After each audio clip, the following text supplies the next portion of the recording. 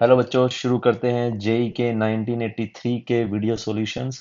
1983 जो है वो हमारी मेमोरी में बहुत अच्छे से ये वाली डेट जो है वो स्टोर्ड है, क्योंकि इस साल हमने वर्ल्ड कप जो है वो इंग्लैंड के अंदर जीता था। तो हम देखते हैं कि जब कपिल देव जो है वो लॉर्ड्स में वो ट्रॉफी उठा रहे थे, तब हमारे यहाँ पर चाचा दादा पापा जो भी हैं वो किस तरह के जेई क्वेश्चन के साथ स्ट्रगल कर रहे थे। ठीक है, तो सबसे पहला क्वेश्चन अपन लेते हैं, वो है मॉडर्न फिजिक्स से। ये थोड़ा सा जो है वो मुझे केमिस्ट्री के एंगल से नजर आ रहा है। इसमें बोला गया है कि अगर प्रिंसिपल क्वांटम नंबर n से बड़ा, n इज इक्वल टू 4 तक अलाउड है, उससे बड़ा नंबर अगर अलाउड ना हो तो नेचर में कितने एलिमेंट्स जो है वो पॉसिबल होते हैं। ठीक है, अब उतना अच्छे से तो अपने को याद नहीं, क्योंकि अपन ये थोड़ा एंगल जो है वो थोड़ा केमिस्ट्री का एंगल हो गया है मॉडर्न फिजिक्स में। एटॉमिक स्ट्रक्चर में केमिस्ट्री के पॉइंट ऑफ व्यू से थोड़ा सवाल हो गया। ठीक है, खैर, तो नंबर ऑफ इलेक्ट्रॉन्स जो है वो हम जानते हैं कि किसी भी हमारे प्रिंसिपल क्वांटम नंबर में कितने होते हैं, 2n² होता है ना। तो यहाँ पे अगर मैं बोलूँ n का वैल्यू अगर 1 है तो इलेक्ट्रॉन कितने हो जाएंगे, 2 × 1 यानी कि 2 हो जाएंगे ना। हम जानते हैं 1s2 के अंदर 2 इलेक्ट्रॉन आते हैं। ठीक है, n का वैल्यू अगर हम 2 लें तो कितने हो जाएंगे, 2 × 2 का स्क्वायर। तो this will be nothing but 8, है ना। n का वैल्यू अगर हम 3 लें तो हो जाएगा 2 × 3 का स्क्वायर, दैट विल बी 18। ठीक है, और n का वैल्यू अगर 4 लें, दिस विल बी 2 × 4 का स्क्वायर, दैट विल बी 32। ठीक है, तो 5 तो अलाउड नहीं है, तो टोटल इतने हमारे इलेक्ट्रॉन्स जो हैं वो अलाउड होंगे। 8 2 10, और यहाँ पर हम देखेंगे 50 और 60। तो अगर 60 इलेक्ट्रॉन्स अलाउड होंगे तो 60 प्रोटॉन भी अलाउड होंगे ना। और हर एक प्रोटॉन जब इंक्रीज करेगा तो एक एलिमेंट हमारा नया मिलता है। तो यहाँ पर हमारा ऑप्शन नंबर ए जो है वो करेक्ट हो जाएगा। थोड़ा सा ये केमिस्ट्री के पॉइंट ऑफ व्यू था। मेरे ख्याल से केमिस्ट्री, क्योंकि आप लोग तो तीनों ही सिलेक्ट पढ़ते हो, फिजिक्स केमिस्ट्री मैथ, तो आपके लिए तो बहुत ही ईजी होगा। हमारे लिए थोड़ा सा रिकॉल करना मुश्किल था वो बातें। खैर, एनीवेज, आगे बढ़ते हैं। A river is flowing from west to east, है ना। थोड़ा सा अपने इसको इंटरेस्टिंग बोलो या एंटरटेनिंग बोलो, थोड़ा कैची बनाने के लिए एक आधी मैंने फोटो डाल रखी है। ठीक है, ताकि थोड़ा बोरिंग ना लगे, है ना। क्योंकि आजकल टीचर को जो है वो मल्टीपल काम करने पड़ते हैं। बच्चों को सिर्फ पढ़ाना ही नहीं होता, उनको एंगेज करके भी रखना होता है ना। तो उस एंगल से जो है हमने एक आधी फोटो वोटो डाल ली ताकि थोड़ा सा एंगेजमेंट बढ़े। ठीक है, खैर, एक रिवर जो है फ्लो कर रहा है वेस्ट से ईस्ट की तरफ, जिसका स्पीड दे रखा है हमें यहाँ पर 5 मीटर पर मिनट दे रखा है। ठीक है, a man on the south bank, यहाँ पर आदमी है। ठीक है, जो जिसकी औकात जो है वो तैरने की है 10 मिनट पर मिनट, सॉरी 10 मीटर पर मिनट, स्टिल वाटर के अंदर। और जो स्विम करना चाह रहा है इसको शॉर्टेस्ट टाइम के अंदर। तो हम जानते हैं भाई, देखो, रिवर जब क्रॉस करोगे तुम, तो रिवर को क्रॉस करने के लिए आपको रिवर का विड्थ जो डी है वो आपको कवर करना पड़ेगा। तो उसके लिए आपका सिर्फ वर्टिकल वेलोसिटी ही काम आने वाला है। ठीक है, तो आप चाहोगे कि आपका वर्टिकल वेलोसिटी हाईएस्ट से हाईएस्ट हो। ठीक है, तो इसलिए आप अपना जो है वो सारा का सारा वेलोसिटी किस डायरेक्शन में रखोगे, वर्टिकल डायरेक्शन के अंदर रखने वाले हो। ठीक है, तो अगर सारा सारा डायरेक्शन आप सारा सारा आपका जो वेलोसिटी है वो वर्टिकल डायरेक्शन में रखोगे, तो आपका वेलोसिटी हो जाएगा नॉर्थ डायरेक्शन में। तो ड्यू नॉर्थ जो है वो यहाँ पर आंसर निकल करके आ जाएगा। आज के मेरे ख्याल से कोचिंग मटेरियल के अंदर ये वाली बात स्टैंडर्ड अपन दोनों केस करवाते हैं ना। शायद उस समय पर ये रिवर प्रॉब्लम वगैरह कुछ होता नहीं था, तो क्वेश्चन का कोई खास सेंस था, है ना। अब तो हम दोनों कराते हैं। अगर आपको इस ऑपोजिट पॉइंट पर पहुंचना है तो आपको इस एंगल पर तैरना पड़ता है। ठीक है, ये आपका बनता है velocity of swimmer with respect to river, और इसमें ये वी रिवर ऐड होता है, और ये आपका बनता है velocity of swimmer with respect to ground, अगर आपको अक्रॉस वाले पॉइंट के ऊपर जाना है ना। और अगर आपको शॉर्टेस्ट टाइम में जाना होता है तो आप इस डायरेक्शन में तैरते हो और आप पहुंचते हो इस डायरेक्शन में, जिसको अपन ड्रिफ्ट बोलते हैं। तो अब तो ये स्टैंडर्ड थ्योरी बन गई है, जैसा कि अपन जानते ही हैं। मैंने इसका जो पेपर का नाम है वो भी ये रखा है कि कैसे जो 80s की जो क्वेश्चंस थे जेई के, वो आज के क्लासरूम का जो है वो कोचिंग, मतलब जो जो मटेरियल जो अपन डिलीवर करते हैं क्लासरूम में, वो उन्हीं के ऊपर बेस्ड है। ठीक है, तो अब ये तो स्टैंडर्ड एक थ्योरी बन गई है, तो मेरे ख्याल से सब लोगों को इजीली इसमें कोई दिक्कत किसी बच्चे को नहीं होगी। ठीक है, अगला आपने क्या दे रखा है, एक थिन जो है वो सर्कुलर रिंग दे रखा है जिसका मास m है, रेडियस r है। ठीक है, और ये ओमेगा से घूम रही थी। दो ऑब्जेक्ट्स जो है मास m के हमने जेंटली प्लेस कर दिए हैं। हमने कोई भी फोर्स वगैरह इम्पार्ट नहीं किया, जेंटली उसको रख दिया है। ठीक है, डायमीटर के ऑपोजिट रिंग पे। अब मेरे को ऐसी फोटो तो मिली नहीं जहाँ पे डायमीटर ऑपोजिट में रखे हो। ठीक है, तो जैसा भी मेरे को मिला मैंने उसको उठा लिया है। ठीक है, लेकिन दोनों का मास यहाँ पे मैंने कंसीडर कर लिया। ये ओमेगा से एक हमारी डिस्क घूम रही है जिसका रेडियस कितना है, स्मॉल r है। तो रखने पे क्या होगा, ये तो सिंपल एंगुलर मोमेंटम कंजर्वेशन का क्वेश्चन है। ठीक है, क्योंकि जैसे ही आप इनको रखोगे यहाँ पर तो कोई भी एक्सटर्नल फोर्स या टॉर्क तो आया नहीं है, तो अपन एंगुलर मोमेंटम यहाँ पर कंजर्व कर पाएंगे, ठीक है। तो एंगुलर मोमेंटम एटलीस्ट इस वाले पॉइंट के बाद तो कंजर्व कर ही पाएंगे, ठीक है। हो सकता है इसके रखे जाने पर जो है वो इस वाले पॉइंट से हिंज से फोर्सेस चेंज हो रहे हो, मे भी, है ना। क्योंकि एक आधे सवाल मैंने ऐसे देखे हुए हैं जहाँ पर हम दो डिस्क ऐसे लेकर के आते हैं, ठीक है, उनका आपस में टच करते हैं तो यहाँ पर हिंजिस से जो है फोर्स आते हैं, ठीक है। तो इस वाले क्वेश्चंस में, ऐसे क्वेश्चन में थोड़ा एंगुलर मोमेंटम करना कंजर्व मुश्किल हो जाता है, क्योंकि अगर हिंज का फोर्स ऐसे आएगा तो इस वाले पॉइंट के आउट करोगे तो यहाँ से फोर्स आ जाएगा, इस वाले पॉइंट के आउट करोगे तो यहाँ से फोर्स आ जाएगा, जिसके कारण एक टॉर्क पैदा होगा। बट यहाँ पे तो अगर हिंज का फोर्स आएगा भी तो मुझे कोई दिक्कत नहीं है, इस वाले पॉइंट के अबाउट में आराम से जो है वो एंगुलर मोमेंटम कंजर्व कर पाऊंगा, ठीक है। तो एंगुलर मोमेंटम कंजर्व कर देते हैं बच्चों, है ना। एक रोटेटिंग बॉडी का एंगुलर मोमेंटम कितना होता है, दैट इज आई ओमेगा, ठीक है। तो पहले हम देख लेते हैं, हमें यहाँ पर ये एक थिन सर्कुलर रिंग दे रखी है। अच्छा, ये मैंने थोड़ा बना भी डिस्क रखा है, ठीक है। ये बेसिकली क्या है, आपकी रिंग है, ठीक है, रिंग है ये। थोड़ा डायग्राम जो है वो मिसलीडिंग हो गया है, एनीवेज। तो इसका जो मोमेंट ऑफ इनर्शिया होता है वो होता है एम आर स्केयर, ठीक है। और ये ओमेगा से घूम रही थी। अब बाद में जब ये दो स्मॉल एम यहाँ पर इसकी पेरिफेरी पे आ गए हैं तो इसका जो मोमेंट ऑफ इनर्शिया है दैट विल चेंज, और ये हो जाएगा एम आर स्केयर प्लस में small M R square into में ट्वाइस, ठीक है। और यहाँ पे हम लिख पाएंगे ओमेगा डैश, ठीक है। तो ओमेगा डैश का वैल्यू कितना आ जाएगा यहाँ से, एम ओमेगा आर स्केयर, और यहाँ पे अपन जो है वो एलसीएम ले लेते हैं, है ना। प्रॉब्ली आर स्केयर मैंने कॉमन कर दिया, तो M plus two M R square, तो आर स्केयर से आर स्केयर कट गया, तो एम ओमेगा अपॉन में एम प्लस टू एम, ठीक है। तो ऑप्शन नंबर सी जो है मुझे करेक्ट यहाँ पर नजर आ रहा है, ठीक है। सिंपल, मेरे ख्याल से बहुत ही इजी सवाल है, ज्यादा मुश्किल है नहीं। आगे बढ़ते हैं। एक हमारा यहाँ पर जो है वो ये ग्रेविटेशन से क्वेश्चन है। क्या कहा जा रहा है क्वेश्चन के अंदर कि पोटेंशियल एनर्जी में कितना गेन हुआ ये आपको निकालना है जब हमने एम को रेज किया फ्रॉम सरफेस ऑफ अर्थ, पहले यहाँ पर था, to a height equal to radius, यानी जितना अर्थ का रेडियस है उतना ही हाइट हम इसको ऊपर लेकर के जा रहे हैं। तो पूछा है कि हमसे कितना पोटेंशियल एनर्जी में गेन हुआ। अगर गेन हो रहा है तो अपन लिख पाएंगे यहाँ पे delta U is you final minus में यू इनिशियल, ठीक है। तो हम जानते हैं पोटेंशियल एनर्जी के लिए फॉर्मूला क्या होता है, पोटेंशियल एनर्जी के लिए फॉर्मूला होता है माइनस का G M M by R, जहाँ पे आर जो है वो सेंटर से डिस्टेंस होता है, ठीक है। तो फाइनली अगर ये सरफेस से आर हाइट ऊपर है तो सेंटर से टू आर हाइट ऊपर हो गया, तो फाइनल पोटेंशियल हमारा कितना हो गया, जी एम एम अपॉन में टू आर, और इनिशियल कितना था, जी एम एम अपॉन में आर, क्योंकि सरफेस पे था इनिशियली, ठीक है। और नेगेटिव नेगेटिव पॉजिटिव हो जाएगा, तो वन में से हाफ गए, तो यहाँ पर हमारा माइनस का, ये प्लस का sorry, G M M upon में टू आर आंसर आ जाएगा। तो इतना हमारा पोटेंशियल एनर्जी में गेन आ गया, ठीक है। और हम जानते हैं यहाँ पर अपने को जी से रिप्लेस करना पड़ेगा। हम जानते हैं जी का वैल्यू कितना होता है, G M by R square को अपन जी बोलते हैं। तो मैं काम करता हूँ, इसको आर से मल्टीप्लाई कर देता हूँ और आर से डिवाइड कर देता हूँ। तो this can be considered as small G, तो G M G R by two, ठीक है। यानी कि इतना हमारा जो है वो पोटेंशियल एनर्जी में गेन आ जाएगा। तो बहुत ही इजी सवाल है ये वाला भी मेरे ख्याल से, ठीक है। अगले सवाल की ओर बढ़ते हैं। इस वाले सवाल में एक आधा जो है वो कंफ्यूजन कई बार बच्चों को हो जाता है। देखो जरा सवाल क्या है ये। एक ट्यूब है, ठीक है, जिस जो कि पार्शली फिल करके थी लिक्विड वन से, ठीक है। तो इसके अंदर लिक्विड वन था, तो चाहो तो मैं डायग्राम बना लेता हूँ यहाँ पर। एक अपन बना पाएंगे ऐसे करके, देखते हैं, प्रॉब्ली बना पाएंगे थोड़ा सा। ये हमारा जो है वो एक ट्यूब हो गया है, ठीक है। इस तरह से मैं कोशिश करता हूँ थोड़ा सा ढंग का बन जाए, तो होपफुली बन ही रहा है, ठीक ठीक, ठीक है। इसके अंदर आपने एक लिक्विड भर रखा था, लेट से रेड वाला लिक्विड भर रखा था मैंने, ठीक है। या ये पिंक जो भी कलर है वो ले लेते हैं अपन। ये लिक्विड नंबर वन है। अब आपने यहाँ पर लिक्विड नंबर टू डाला, है ना, जिसके कारण लिक्विड वन जो है वो 1 सेंटीमीटर राइज कर गया। तो आपको थोड़ा डायग्राम ठीक बनाना है यहाँ पर, ये वाली बात आप ध्यान रखना। अब बच्चे इसमें तो ये तो इनिशियल लेवल हो गया, ठीक है। इसको मैं से बनाता हूँ, ये हो गया हमारा इनिशियल लेवल, इनिशियल लेवल। अब मैंने अक्सर देखा है बच्चों को, बच्चे इसमें डायग्राम गलत बना देते हैं। कैसे बनाते हैं वो, इसको ऊपर लेके जाएंगे 1 सेंटीमीटर ऐसे। ये तो क्वेश्चन में गिवन है ना कि it is found that liquid level of two sides of the tube are same while the liquid level one has risen by 2 centimetre, sorry one की जगह टू है, ठीक है।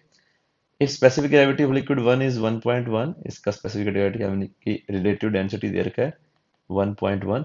तो पूछा लिक्विड 2 का कितना होगा, ठीक है। तो अब बच्चे यहाँ से इसको ऊपर तो कर देते हैं 2 सेंटीमीटर, लेकिन यहाँ से नीचे करना भूल जाते हैं। तो ये वाली बात आपको ख्याल रखनी है कि अगर 2 सेंटीमीटर ऊपर गया तो यहाँ से 2 सेंटीमीटर नीचे भी आएगा। इसको अक्सर बच्चे भूल जाते हैं, ठीक है, और वो लिक्विड ऊपर ही बना देते हैं। तो फिर यहाँ पर ऐसे क्वेश्चंस में गलती हो जाती है, ठीक है। तो अपने को ध्यान रखना है कि भाई ये अब यहाँ पर जो है इस वाले पोर्शन में, अगर मैं इसे दिखाऊं आपको, इस वाले पोर्शन में अब पिंक वाला लिक्विड नहीं ग्रीन वाला लिक्विड आ गया, ठीक है। तो बस अब तो अगर आपने डायग्राम ठीक बनाया तो क्वेश्चन में गलत होने की कोई चांस ही नहीं है ना।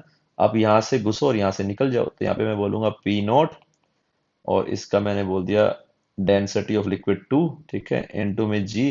तो ये दो ऊपर है दो नीचे, तो टोटल हो गया हाइट 4, ठीक है। फिर यहाँ से यहाँ अपन सेम लिक्विड है जम मार पाएंगे पिंक से पिंक में। फिर ऊपर जाएंगे तो हम बोलेंगे यहाँ से, हाँ, अगर हम ऊपर जाएंगे तो दिस विल बी माइनस का रो 1 जी, है ना, और ये 2 × 2 में 2 कितना हो जाएगा, बेसिकली 4 हो जाएगा, ठीक है। तो 2 × 2, अच्छा इन्होंने हाइट वगैरह से कुछ वो तो सेम ही दे रखा है। तो 2 × 2 कितना हो जाएगा आपका 4 हो जाएगा, ठीक है। और दैट इज इक्वल टू वापिस आ गए बाहर, तो पी नोट, तो पी नोट से पी नोट आपका कैंसिल हो जाएगा, ठीक है। तो आप यहाँ से जी जी काट पाओगे, तो आप देख पाओगे यहाँ से 4 से 4 भी कट जाएगा। तो रो 2 और रो 1 जो है वो दोनों क्या होने चाहिए, बराबर आपके होने चाहिए, ठीक है। तो अगर लिक्विड 1 का स्पेसिफिक ग्रेविटी 1.1 है तो इसका भी 1.1, यानी कि ऑप्शन नंबर बी हमारा करेक्ट हो जाएगा, ठीक है। तो इसमें ये ख्याल रखना है, कई बच्चे इसमें जो है वो ये वाली गलती कर देते हैं कि इस लिक्विड को ऊपर उठाते हैं यहाँ से डाउन नहीं करते। तो ये वाली बात आपको कभी भी नहीं भूलनी है, ठीक है। अपन ऑप्शन चेक कर लेते हैं। फिफ्थ का बड़ा ही अजीब सा आंसर आया है ना। फिफ्थ का आंसर अपना क्या है, एक सेकंड अपन देख लेते हैं। तो फिफ्थ का अपना बी आंसर है, तो अपना करेक्ट है, ठीक है। हम आगे बढ़ सकते हैं इसके अंदर। एक सेकंड जरा, थोड़े क्वेश्चन ज्यादा हो गए हैं तो अब नीचे जाने में समय लगता है। सारे आंसर्स अपन जो है वो नहीं देखेंगे। थोड़ा अजीब लग रहा था सेम ही आंसर आना ना, तो इसलिए मुझे लगा कहीं गलती तो नहीं होगी कोई। एनीवेज आगे बढ़ते हैं। एक कंडक्टिंग सर्कुलर लूप दे रखा है, दोबारा से मैंने यहाँ पे मेंशन किया ये रिंग है भाई, है ना। और इसने हमें सर्कुलर लूप बोला है, बट हमने जो डायग्राम में दे रखा है वो डिस्क जैसा दिख रहा है, बट इसको रिंग की तरह मान लेना। मेरे को डायग्राम काफी पसंद आया तो मैंने ये वाला डायग्राम कंसिडर कर लिया, ठीक है। इसके अंदर करंट है कांस्टेंट आई, और इसको यूनिफॉर्म मैग्नेटिक फील्ड बी में जो है वो हमने रख दिया है, ठीक है।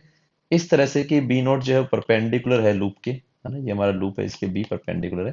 तो डायग्राम बहुत ही अच्छा है। Magnetic force acting on the loop अपने को बताना है कितना होगा, ठीक है।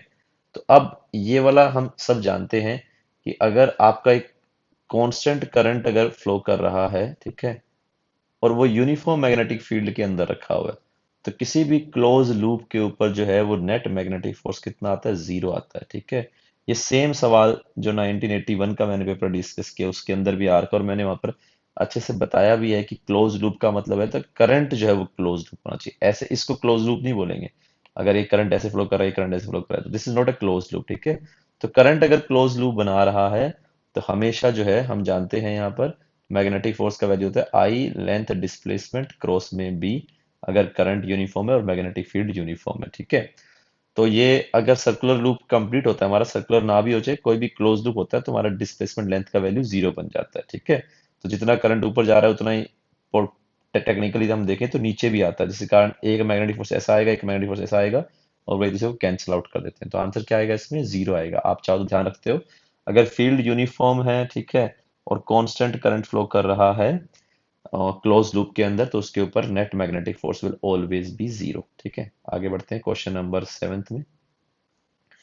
एक होलो मेटल स्फीयर दे रखा है रेडियस 5 का। ओके, मैंने यहाँ पे रेडियस जो है वो गलती से 10 ले लिया है, तो मैं इसको थोड़ा चेंज कर लेता हूँ। रेडियस हमारा 10 नहीं 5 है। तो रेडियस हमारा कितना है, 5 सेंटीमीटर, ठीक है। और इसका पोटेंशियल जो है वो सरफेस पे दे रखा है, V at surface which is nothing but 10 volt. तो पूछा है सेंटर पे कितना होगा। अब देखो ये एक मेटल का स्फीयर है ना। अच्छा ये होलो भी है, और मैंने जो चार्ज है वो भी मैंने थोड़ा सा यहाँ पर सॉलिड वाला बना लिया, तो मैं थोड़ा सा इसको इरेज कर देता हूँ, है ना। जोश जोश में आकर के मैंने शायद चार्ज जो है वो पूरा पूरा भर दिया है इसके अंदर। एनीवेज, तो ये छोटी मोटी एरर चलती रहते हैं, इसी कारण अपन वीडियो तो दोबारा स्टार्ट नहीं कर सकते ना, इनको अपन ह्यूमन एरर मान करके आगे बढ़ जाएंगे। एटलीस्ट अपन ने करेक्ट तो कर ही लिया है, ठीक है। तो ये सिर्फ सरफेस पे ही चार्ज ये पोजेस कर पाएगा, ठीक है। हाँ, ये वाली बात अलग है कि अगर अपन इसको भी सरफेस माने, ठीक है, ये ऐसे ही मैंने किया होगा मोस्ट प्रोबेबली, ठीक है। मैंने खाम खा ही उसको इरेज कर दिया। ओह, वापस लेकर के आऊं उसको? अरे यार, इसमें तो मेरे को बहुत समय लग जाएगा। ओ, आ गया, ठीक है। हाँ, तो ये मैंने सरफेस पे दे रखा है ना, वॉल्यूम के अंदर नहीं है, ठीक है। क्योंकि ये एक हमने जो है यहाँ पर टेक्निक देखो, जनरली अपन क्लास में बनाते हैं तो अपन ऐसे बनाते हैं, यहाँ बनाते हैं, ठीक है। यहाँ नहीं बनाते हैं, ऐसे बनाते हैं, ठीक है। तो मैंने देखा, जब मैंने देखा तो मुझे लगा कि अरे वॉल्यूम के अंदर रखा, बट वो सरफेस के ऊपर ही, ऊपर वाली सरफेस के ऊपर है। क्योंकि ये तो अपना सॉर्ट ऑफ 3D हमें जो है फीलिंग दे रहा है। ये वाला तो अपना 2D होता है, तो अपन सिर्फ बाहर बाहर बनाते हैं। खैर एनीवेज, तुम सारे समझ गए हो कि चार्ज सिर्फ सरफेस के ऊपर है। चार्ज जो है वो उसके बल्क में नहीं है, ठीक है। एनीवेज, तो ये छोटे मोटे फंबल होते रहते हैं। एनीवेज, तो अब हम क्या बोलेंगे, हम जानते हैं सारे सारे मेरे ख्याल से कि इसके अंदर अगर कोई भी चार्ज नहीं रखा हुआ है, अगर आपने कंडक्टिंग स्फीयर ले लिया, उसके अंदर कोई भी चार्ज नहीं रखा हुआ है, तो उसके अंदर इलेक्ट्रिक फील्ड नहीं होगी। इलेक्ट्रिक फील्ड अगर उसके अंदर नहीं होगी तो पोटेंशियल सेंटर से सरफेस आने में चेंज नहीं होगा। तो जो सेंटर पर होगा वही सरफेस पे होगा, या उल्टा ही बोल सकते हैं, जो सरफेस पे होगा वही सेंटर पे होगा। तो पोटेंशियल एट सेंटर 0 होगा, गलत। 10 होगा, करेक्ट ऑप्शन है। सेम एज 0.5 सेंटीमीटर, गलत। Same as at 0.5 centimetre away from the surface, नहीं। अवे फ्रॉम द सरफेस तो हमारा जो है वो पोटेंशियल डिक्रीज कर जाएगा। Same as 0.25 centimetre away from surface, तो ये भी गलत हो गया है। तो ऑप्शन नंबर बी हमारा इसमें करेक्ट हो गया। मेरे ख्याल से बहुत ही इजी है, किसी को देखने की जरूरत भी नहीं पड़ी होगी इस क्वेश्चन को, ठीक है। करंट हमसे पूछा है सर्किट के अंदर जो है वो कितना होने वाला है बच्चों, तो कितना करेंगे अपन, ये दोनों हमारे सीरीज के अंदर है ना। 30 30 कितना हो जाएगा, 60 हो जाएगा। तो ये अपन ऐसे करके इसको 60 बना लेंगे, ठीक है। और 60 और 30 फिर हमारा कितना हो जाएगा, सारी दुनिया जानती है 6 और 3 पैरेलल में 2 बनते हैं, ठीक है। तो ये हमारा 2 वोल्ट हो गया है, और ये हमारा यहाँ पर 20 ओम हो गए। तो यहाँ से हम देखेंगे करंट का वैल्यू कितना आ जाएगा, 2/20 यानी कि 1/10, ठीक है। तो ऑप्शन नंबर सी हमारा जो है यहाँ पर करेक्ट हो जाएगा। करंट आई हमसे सर्किट यानी बैटरी से पूछा हुआ है, ठीक है। अगर इन दोनों में पूछा होता तो अपने को डिस्ट्रीब्यूट भी करना पड़ता। तो ये भी मेरे ख्याल से काफी इजी सवाल है। आगे बढ़ते हैं। ये थोड़ा सा ब्रिस्टर एंगल के हिसाब से अपने को लग रहा है कि एंगल आई पे आपने जो है वो रे को भेजा है, रे आर पे गई है, जहाँ पे आर का वैल्यू आप जानते हो आई के बराबर होगा, जो कि रिफ्लेक्शन हो रहा है। और इसने बोल रखा है कि रिफ्लेक्टेड रे और रिफ्रैक्टेड रे के बीच का जो एंगल है वो 90 डिग्री है। तो this angle is given as 90 degree, ठीक है। तो अपने से पूछा गया है कि क्रिटिकल एंगल का वैल्यू बताओ। अब हम जानते हैं साइन थीटा सी हमारा कितना होता है, वो होता है mu R by mu D. और इन्होंने ये गिवन भी कर रखा है कि लाइट जो है वो डेंसर, यानी कि ये मेरा म्यू डी हो गया, ये मेरा म्यू आर हो गया, ठीक है। तो डेंसर से रेयर के अंदर जा रही है, ठीक है। तो अगर मैं mu R by mu D निकाल पाऊंगा तो उसको मैं साइन थीटा सी बोल पाऊंगा, ठीक है। तो दोनों म्यू के बीच में रिलेशन अपन स्नेल्स लॉ से हासिल कर सकते हैं। तो मैं यहाँ पर फर्स्ट और सेकंड मीडियम में स्नेल्स लॉ लगा रहा हूँ। क्या बनेगा, mu D sine I should be equal to mu R sine R dash, ठीक है। तो mu R by mu D which is nothing but sine theta C is equal to, यहाँ पे अपन क्या बोल पाएंगे, साइन आई, इसको इरेज कर देते हैं, साइन आई अपॉन में साइन आर डैश, ठीक है। अब साइन आई को साइन आई रहने देते हैं। आर डैश को अपन क्या लिख पाएंगे, तो अगर ये पूरा एंगल जो है 180 है, तो I plus 90 plus R dash is 180। तो आर डैश को अपन बोल पाएंगे 90 माइनस में आई। इसको लिख पाएंगे आर डैश को 90 माइनस में आई, ठीक है। That is equal to sine theta C. तो ये हमारा हो जाएगा कोस आई, साइन आई वन कोस आई क्या हो जाएगा, tan I. Tan I is sine theta C. तो यहाँ पे अपन बोलेंगे थीटा सी का वैल्यू आ गया साइन इनवर्स टेन आई। तो आई के फॉर्मेट में तो आंसर है, लेकिन हमें आंसर ये वाला मैच कर रहा है, और हम जानते हैं आई आर के बराबर है, तो इसको मैं चाहूँ तो ऐसे भी लिख सकता हूँ, साइन इनवर्स टेन आर, ठीक है। तो आपका ऑप्शन नंबर ए जो है इसके अंदर करेक्ट हो जाएगा, ठीक है। आगे बढ़ते हैं। Question number 10, beta rays emitted by a radiative material are, है ना। तो बीटा रेज जो है वो, बीटा रेज हम जानते हैं, ठीक है। रिएक्शन तो मैं पूरा पूरा नहीं लिखूंगा। अब बीटा इसमें पॉजिटिव भी होता है और बीटा इसमें नेगेटिव भी होता है, ठीक है। साथ में अपने न्यूट्रिनो एंटीनो न्यूट्रिनो निकलते हैं, ठीक है। और इसमें चार्ज हमारा चेंज होता है, ठीक है। और हमारा यहाँ पर क्योंकि ये -1 E0 होता है तो एलिमेंट भी हमारा चेंज होता है, ठीक है। तो यहाँ से अपन क्या बोलेंगे कि बीटा रेज पार्टिकल जो है, ऑप्शन नंबर डी बोल रहे हैं न्यूट्रल पार्टिकल। ये तो बिल्कुल गलत हो गया, क्योंकि इस पे है ना, या तो इलेक्ट्रॉन निकलता है बीटा नेगेटिव, या पॉजिट्रॉन निकलता है। तो न्यूट्रल पार्टिकल तो नहीं निकल रहे हैं, ठीक है। अगला है कि जो ये इलेक्ट्रॉन निकल रहे हैं, ठीक है, ये कहने की कोशिश कर रहा है कि ये वही इलेक्ट्रॉन है जो न्यूक्लियस के अराउंड चक्कर मार रहे थे। ऐसा नहीं होता भाई। ये इलेक्ट्रॉन्स जो हैं वो हमारे हमें न्यूक्लियस में जो प्रोटॉन टू न्यूट्रॉन या न्यूट्रॉन टू प्रोटॉन जो है वो कन्वर्जन होता है उसके कारण मिलते हैं, ठीक है। तो ऐसा नहीं है कि जो न्यूक्लियस के अराउंड जो है वो एटम के अंदर जो है वो ऑर्बिट में चक्कर मार रहे थे वही वाले इलेक्ट्रॉन हमें यहाँ पे हासिल होते हैं, तो ये भी बिल्कुल गलत सी बात है। अगला है इलेक्ट्रोमैग्नेटिक रेडिएशंस। तो ये ईएम वेव भी नहीं है क्योंकि ये फोटोन नहीं है, यहाँ पर हम जानते हैं इनका रेस्ट मास है, इलेक्ट्रॉन का भी है, पॉजिट्रॉन का भी है। तो this is not a photon या लाइट नहीं, इलेक्ट्रोमैग्नेटिक रेडिएशन नहीं है। तो ये क्या है, चार्ज पार्टिकल है जिसको न्यूक्लियस एमिट कर रहा है। तो C is the most appropriate answer, ठीक है। आगे बढ़ते हैं। Consider the spectral line resulting from transition n is equal to 2 to 1 in the atom's ion shortest wavelength is produced by। तो shortest wavelength वो प्रोड्यूस करेगा जिसकी एनर्जी जो है हाईएस्ट रहने वाली है, ठीक है। तो हम जानते हैं ये हमारा होता है 13.6, ठीक है। और z स्केयर 1/n स्केयर, ठीक है। तो ये तो हम जानते हैं 1 - 1/4 यही बनने वाला है। तो बेसिकली जिसका z हाईएस्ट होगा उसके लिए, देखो ये वाला तो सबके लिए कॉमन हो गया क्योंकि सारों का ट्रांजिशन कहाँ से है, 1 से 2 के अंदर है। 13.6 भी सबके लिए कॉमन होता है। क्या होता है बेसिकली, एनर्जी डिफरेंस है दो शेल के बीच का, ठीक है। तो ये 1 और 2 के बीच का जो है, जो हमारे ये एटॉमिक लेवल्स ये है ना, जिनको भी अपन बोलते हैं और ऑर्बिटल रेडियस जो बोलते हैं, उन दो जो है वो 1 और 2 के बीच का क्या है, ये एनर्जी डिफरेंस है। तो ये सब में कॉमन है, 13.6 सब में कॉमन है और रियल फैक्टर भी सब में कॉमन है। तो हमें बात आ जाती है जेड की। जेड क्या होता है, हमारा एटॉमिक नंबर होता है। ये जो हमारा सिंगल इलेक्ट्रॉन वाले जो एटम होते हैं ना, हाइड्रोजन लाइक एटम जिसको अपन बोलते हैं, ठीक है। तो उनके लिए होता है। तो हाइड्रोजन एटम के लिए तो इसका वैल्यू, जेड का वैल्यू जो है वो कितना होने वाला है, 1 होने वाला है, ठीक है। तो इसका एनर्जी तो हाईएस्ट नहीं होगा, ये तो 1 तो लीस्ट हो गया जेड का वैल्यू, ठीक है। ड्यूटेरियम के लिए भी नहीं होगा। सिंगली आयनाइज्ड हीलियम जो है, अगर हम देखेंगे तो अगर हीलियम में हमारे यहाँ पर जो है, हीलियम का हमारा जो एटम होता है उसके अंदर दो प्रोटॉन होते हैं, दो इलेक्ट्रॉन होते हैं। तो अगर मैं एक इलेक्ट्रॉन को लूज कर दूंगा तो this will B singly ionised, है ना।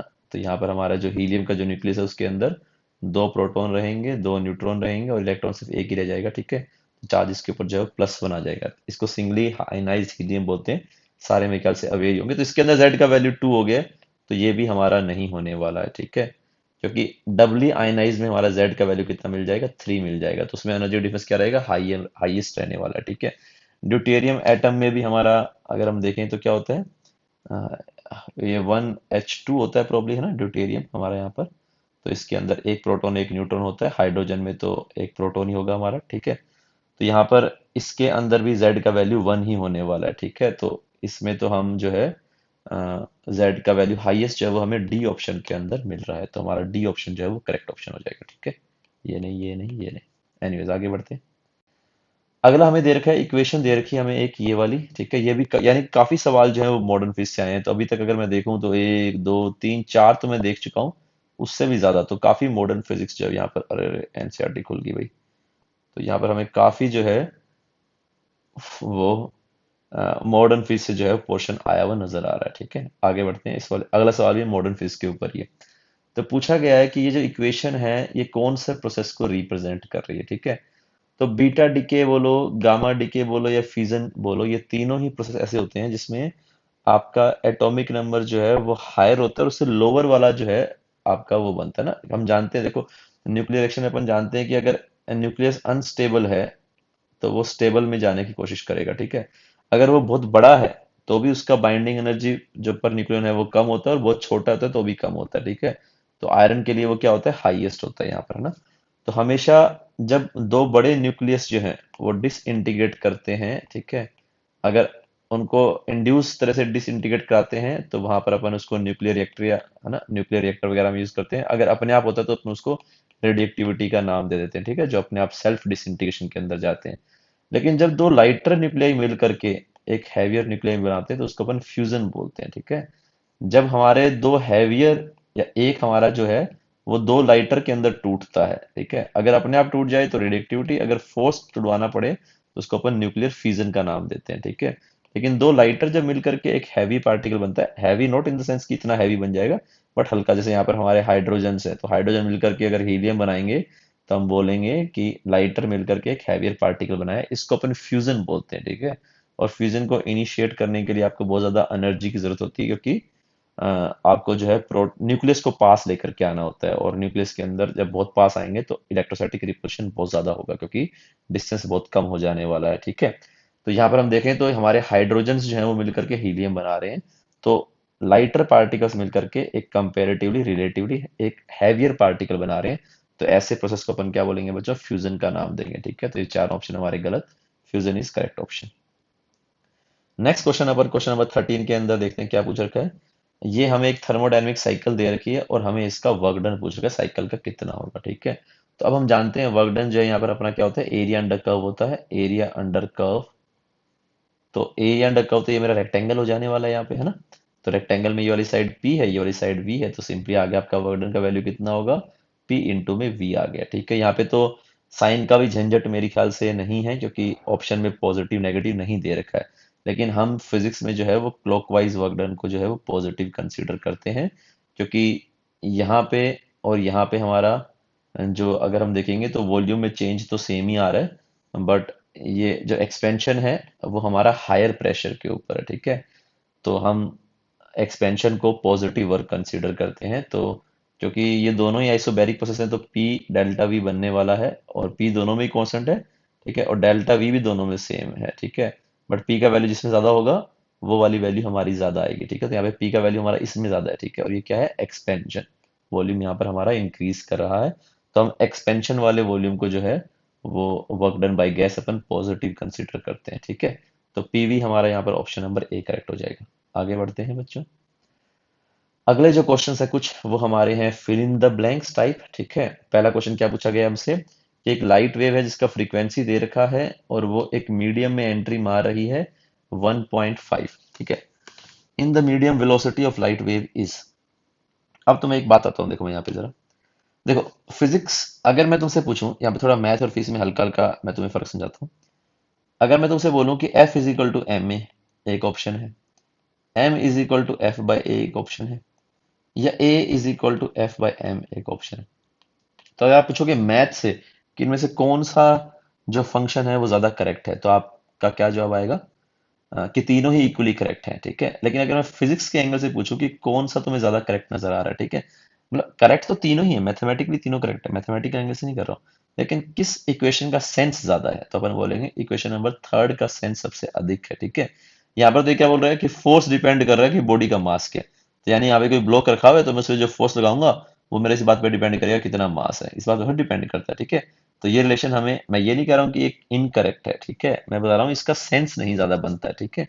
यहाँ पे ये क्या बोल रहा है कि मास जो है वो फोर्स पे डिपेंड करता है और ए पे डिपेंड करता है, भाई मास तो मास है बॉडी का, वो थोड़ी फोर्स वगैरह पे डिपेंड करता है, ठीक है। तो ये वाला ऑप्शन जो है वो हमारा इसका सबसे अच्छा सेंस बनता है कि जो एक्सेलेरेशन है वो इस बात पे डिपेंड करेगा आपने कितना एक्सटर्नल फोर्स अप्लाई किया है और कितना उस बॉडी का मास है। मैथमेटिकली तीनों करेक्ट है, एक ही बात है, ऐसा नहीं कि आंसर नहीं आएगा निकल कर, मैं वो बात नहीं कर रहा हूँ, होपफुली आप लोग उसको उस एंगल से नहीं ले रहे होगे। मैं कह रहा हूँ फिजिक्स के हिसाब से सेंस किसका अच्छा बनता है, तो ऑप्शन नंबर थर्ड का सेंस सबसे अधिक बनता है। सिमिलरली यहाँ पर कहानी होती है अपनी, जो फ्रीक्वेंसी होती है ना, अपन जानते हैं फ्रीक्वेंसी और लैम्डा के अंदर ये रिलेशन होता है, frequency lambda is equal to velocity, ठीक है। तो लिखने को मैं ऐसे लिख सकता हूँ, लिखने को मैं ऐसे लिख सकता हूँ, और लिखने को मैं ऐसे भी लिख सकता हूँ। तो इसमें सबसे अधिक सेंस किसका बनता है, तो इसमें सबसे अधिक सेंस बनता है हमारा इसका, ऑप्शन नंबर थर्ड का, ठीक है। अब ये क्या कह रहा है हमारा कि हमारा वेलोसिटी जो है फ्रीक्वेंसी और लैम्डा पे डिपेंड कर रहा है, ठीक है। जबकि वेलोसिटी हमारा किसका प्रॉपर्टी होता है, मीडियम का प्रॉपर्टी होता है। तो अगर मीडियम सेम तो velocity will be same. Frequency हमारा किसका प्रॉपर्टी होता है, सोर्स का प्रॉपर्टी होता है, सोर्स का प्रॉपर्टी। मीडियम चेंज होने पे फ्रीक्वेंसी नहीं बदलता है, और ये दोनों मिलकर के गवर्न करते हैं कि लैम्डा क्या होने वाला है किसी पर्टिकुलर मीडियम के अंदर। तो ये लैम्डा ये दोनों मिलकर के गवर्न करते हैं, तो इसका सबसे अच्छा सेंस बनता है। मैथमेटिकली तीनों ही करेक्ट है, मैं मैथमेटिकली चैलेंज नहीं कर रहा हूँ, बार बार आपको रिपीट कर रहा हूँ, ठीक है।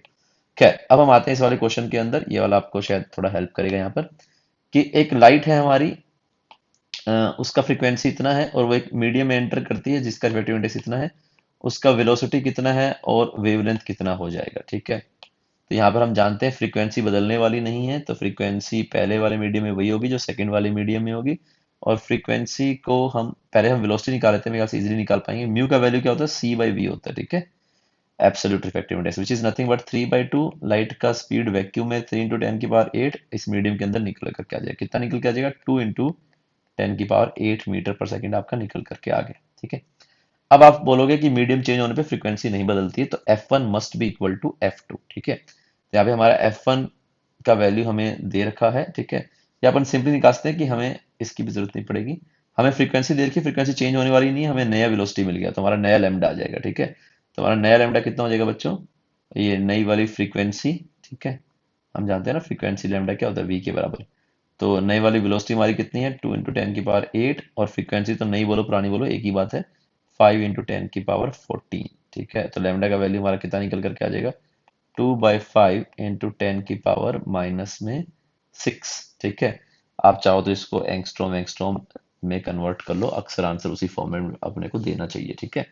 तो 4 जीरो लगाओगे तो 2 1 2 3 4 ये बन जाएगा एंगस्ट्रॉम, 5 और ये आपका बन जाएगा 4000 एंगस्ट्रॉम, ठीक है। तो इतना आपका वेवलेंथ आ जाएगा बच्चों, और स्पीड जो है वो 2 × 10⁸ हो जाने वाली। आगे बढ़ते हैं, सबसे मेरे ख्याल से बहुत ही इजी सवाल है ये, तो शायद नाइन्थ के बच्चे भी कर देंगे। एक पार्टिकल है, मूव कर रहा है सर्कल के अंदर, जिसका रेडियस है आर, मैं आउटर को मान लेता हूँ आर, ठीक है। और जब इसने एक half period of revolution, it's displacement and distance जो है वो कवर्ड कितना कितना होगा, ये अपने को निकालना है, ठीक है। तो in half period of revolution, तो हाफ पीरियड में भाई बंदा यहाँ से यहाँ आ जाएगा। अगर बंदा यहाँ से आएगा तो डिस्टेंस ट्रेवल क्या होगा, डिस्टेंस तो ये हो गया। तो हम क्या बोलेंगे, डिस्टेंस कितना कवर किया इसने, पाई इंटू में आर किया, ठीक है। और डिस्प्लेसमेंट कितना हो जाएगा, इस वाले पॉइंट में और इस वाले पॉइंट में minimum gap, which is nothing but 2r, ठीक है। तो डिस्प्लेसमेंट आपका 2r होगा, डिस्टेंस कवर्ड पाई आर होगा। मेरे ख्याल से ये तो किसी को बताने की जरूरत ही नहीं है, मुझे नहीं लगता कि कोई बच्चा इसको देख सकता है। खैर एनीवेज आगे बढ़ते हैं। एक ट्रैवलिंग वेव है बच्चों, जिसका फ्रीक्वेंसी है ये म्यू, जो है जिस फॉर्मेट में दे रखा है एफ मान लेते हैं अपन।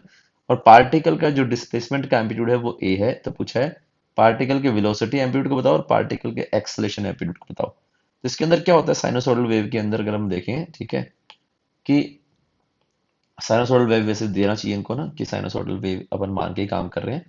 तो ये पार्टिकल आपके एसएचएम करते रहते हैं ऐसे ऐसे करके, और वेव आपका एनर्जी जो है वो आगे की तरफ प्रोपोगेट करता है, ठीक है। तो ये आपका जो है वो साइनोसॉइडल वेव का कहानी होता है। तो इसके अंदर ये पार्टिकल अगर एसएचएम करते रहते हैं, तो इसमें हमारी जो भी थ्योरी है पार्टिकल की रिगार्डिंग, वो वही है जो एसएचएम की है। तो एसएचएम में हम जानते हैं, एसएचएम में हम जानते हैं कि पार्टिकल का जो वेलोसिटी होता है वो होता है omega A square minus x square.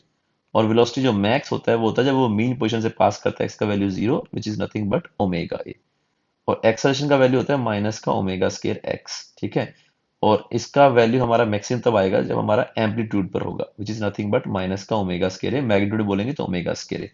तो वी मैक्स हमारा कितना आ गया बच्चों, ओमेगा ए आ गया, और ये हमारा कितना आ गया, ओमेगा स्केयर ए आ गया। आप चाहो तो ओमेगा को रिप्लेस भी कर सकते हो ना, ओमेगा कितना होता है आपका 2 पाई एफ होता है।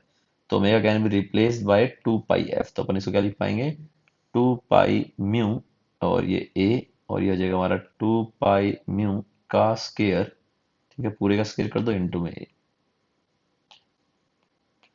2 पाई का स्केयर इंटू में ए, ठीक है।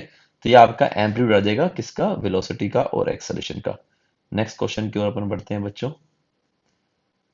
नेक्स्ट क्वेश्चन हमारा ये रहा। तो इस क्वेश्चन में हमसे कहा गया है कि to produce characteristics X rays, है ना, टंगस्टन हमने टारगेट मटेरियल लिया है। तो एक्सेलरेटिंग पोटेंशियल जो है वो किससे अधिक होना चाहिए, ठीक है।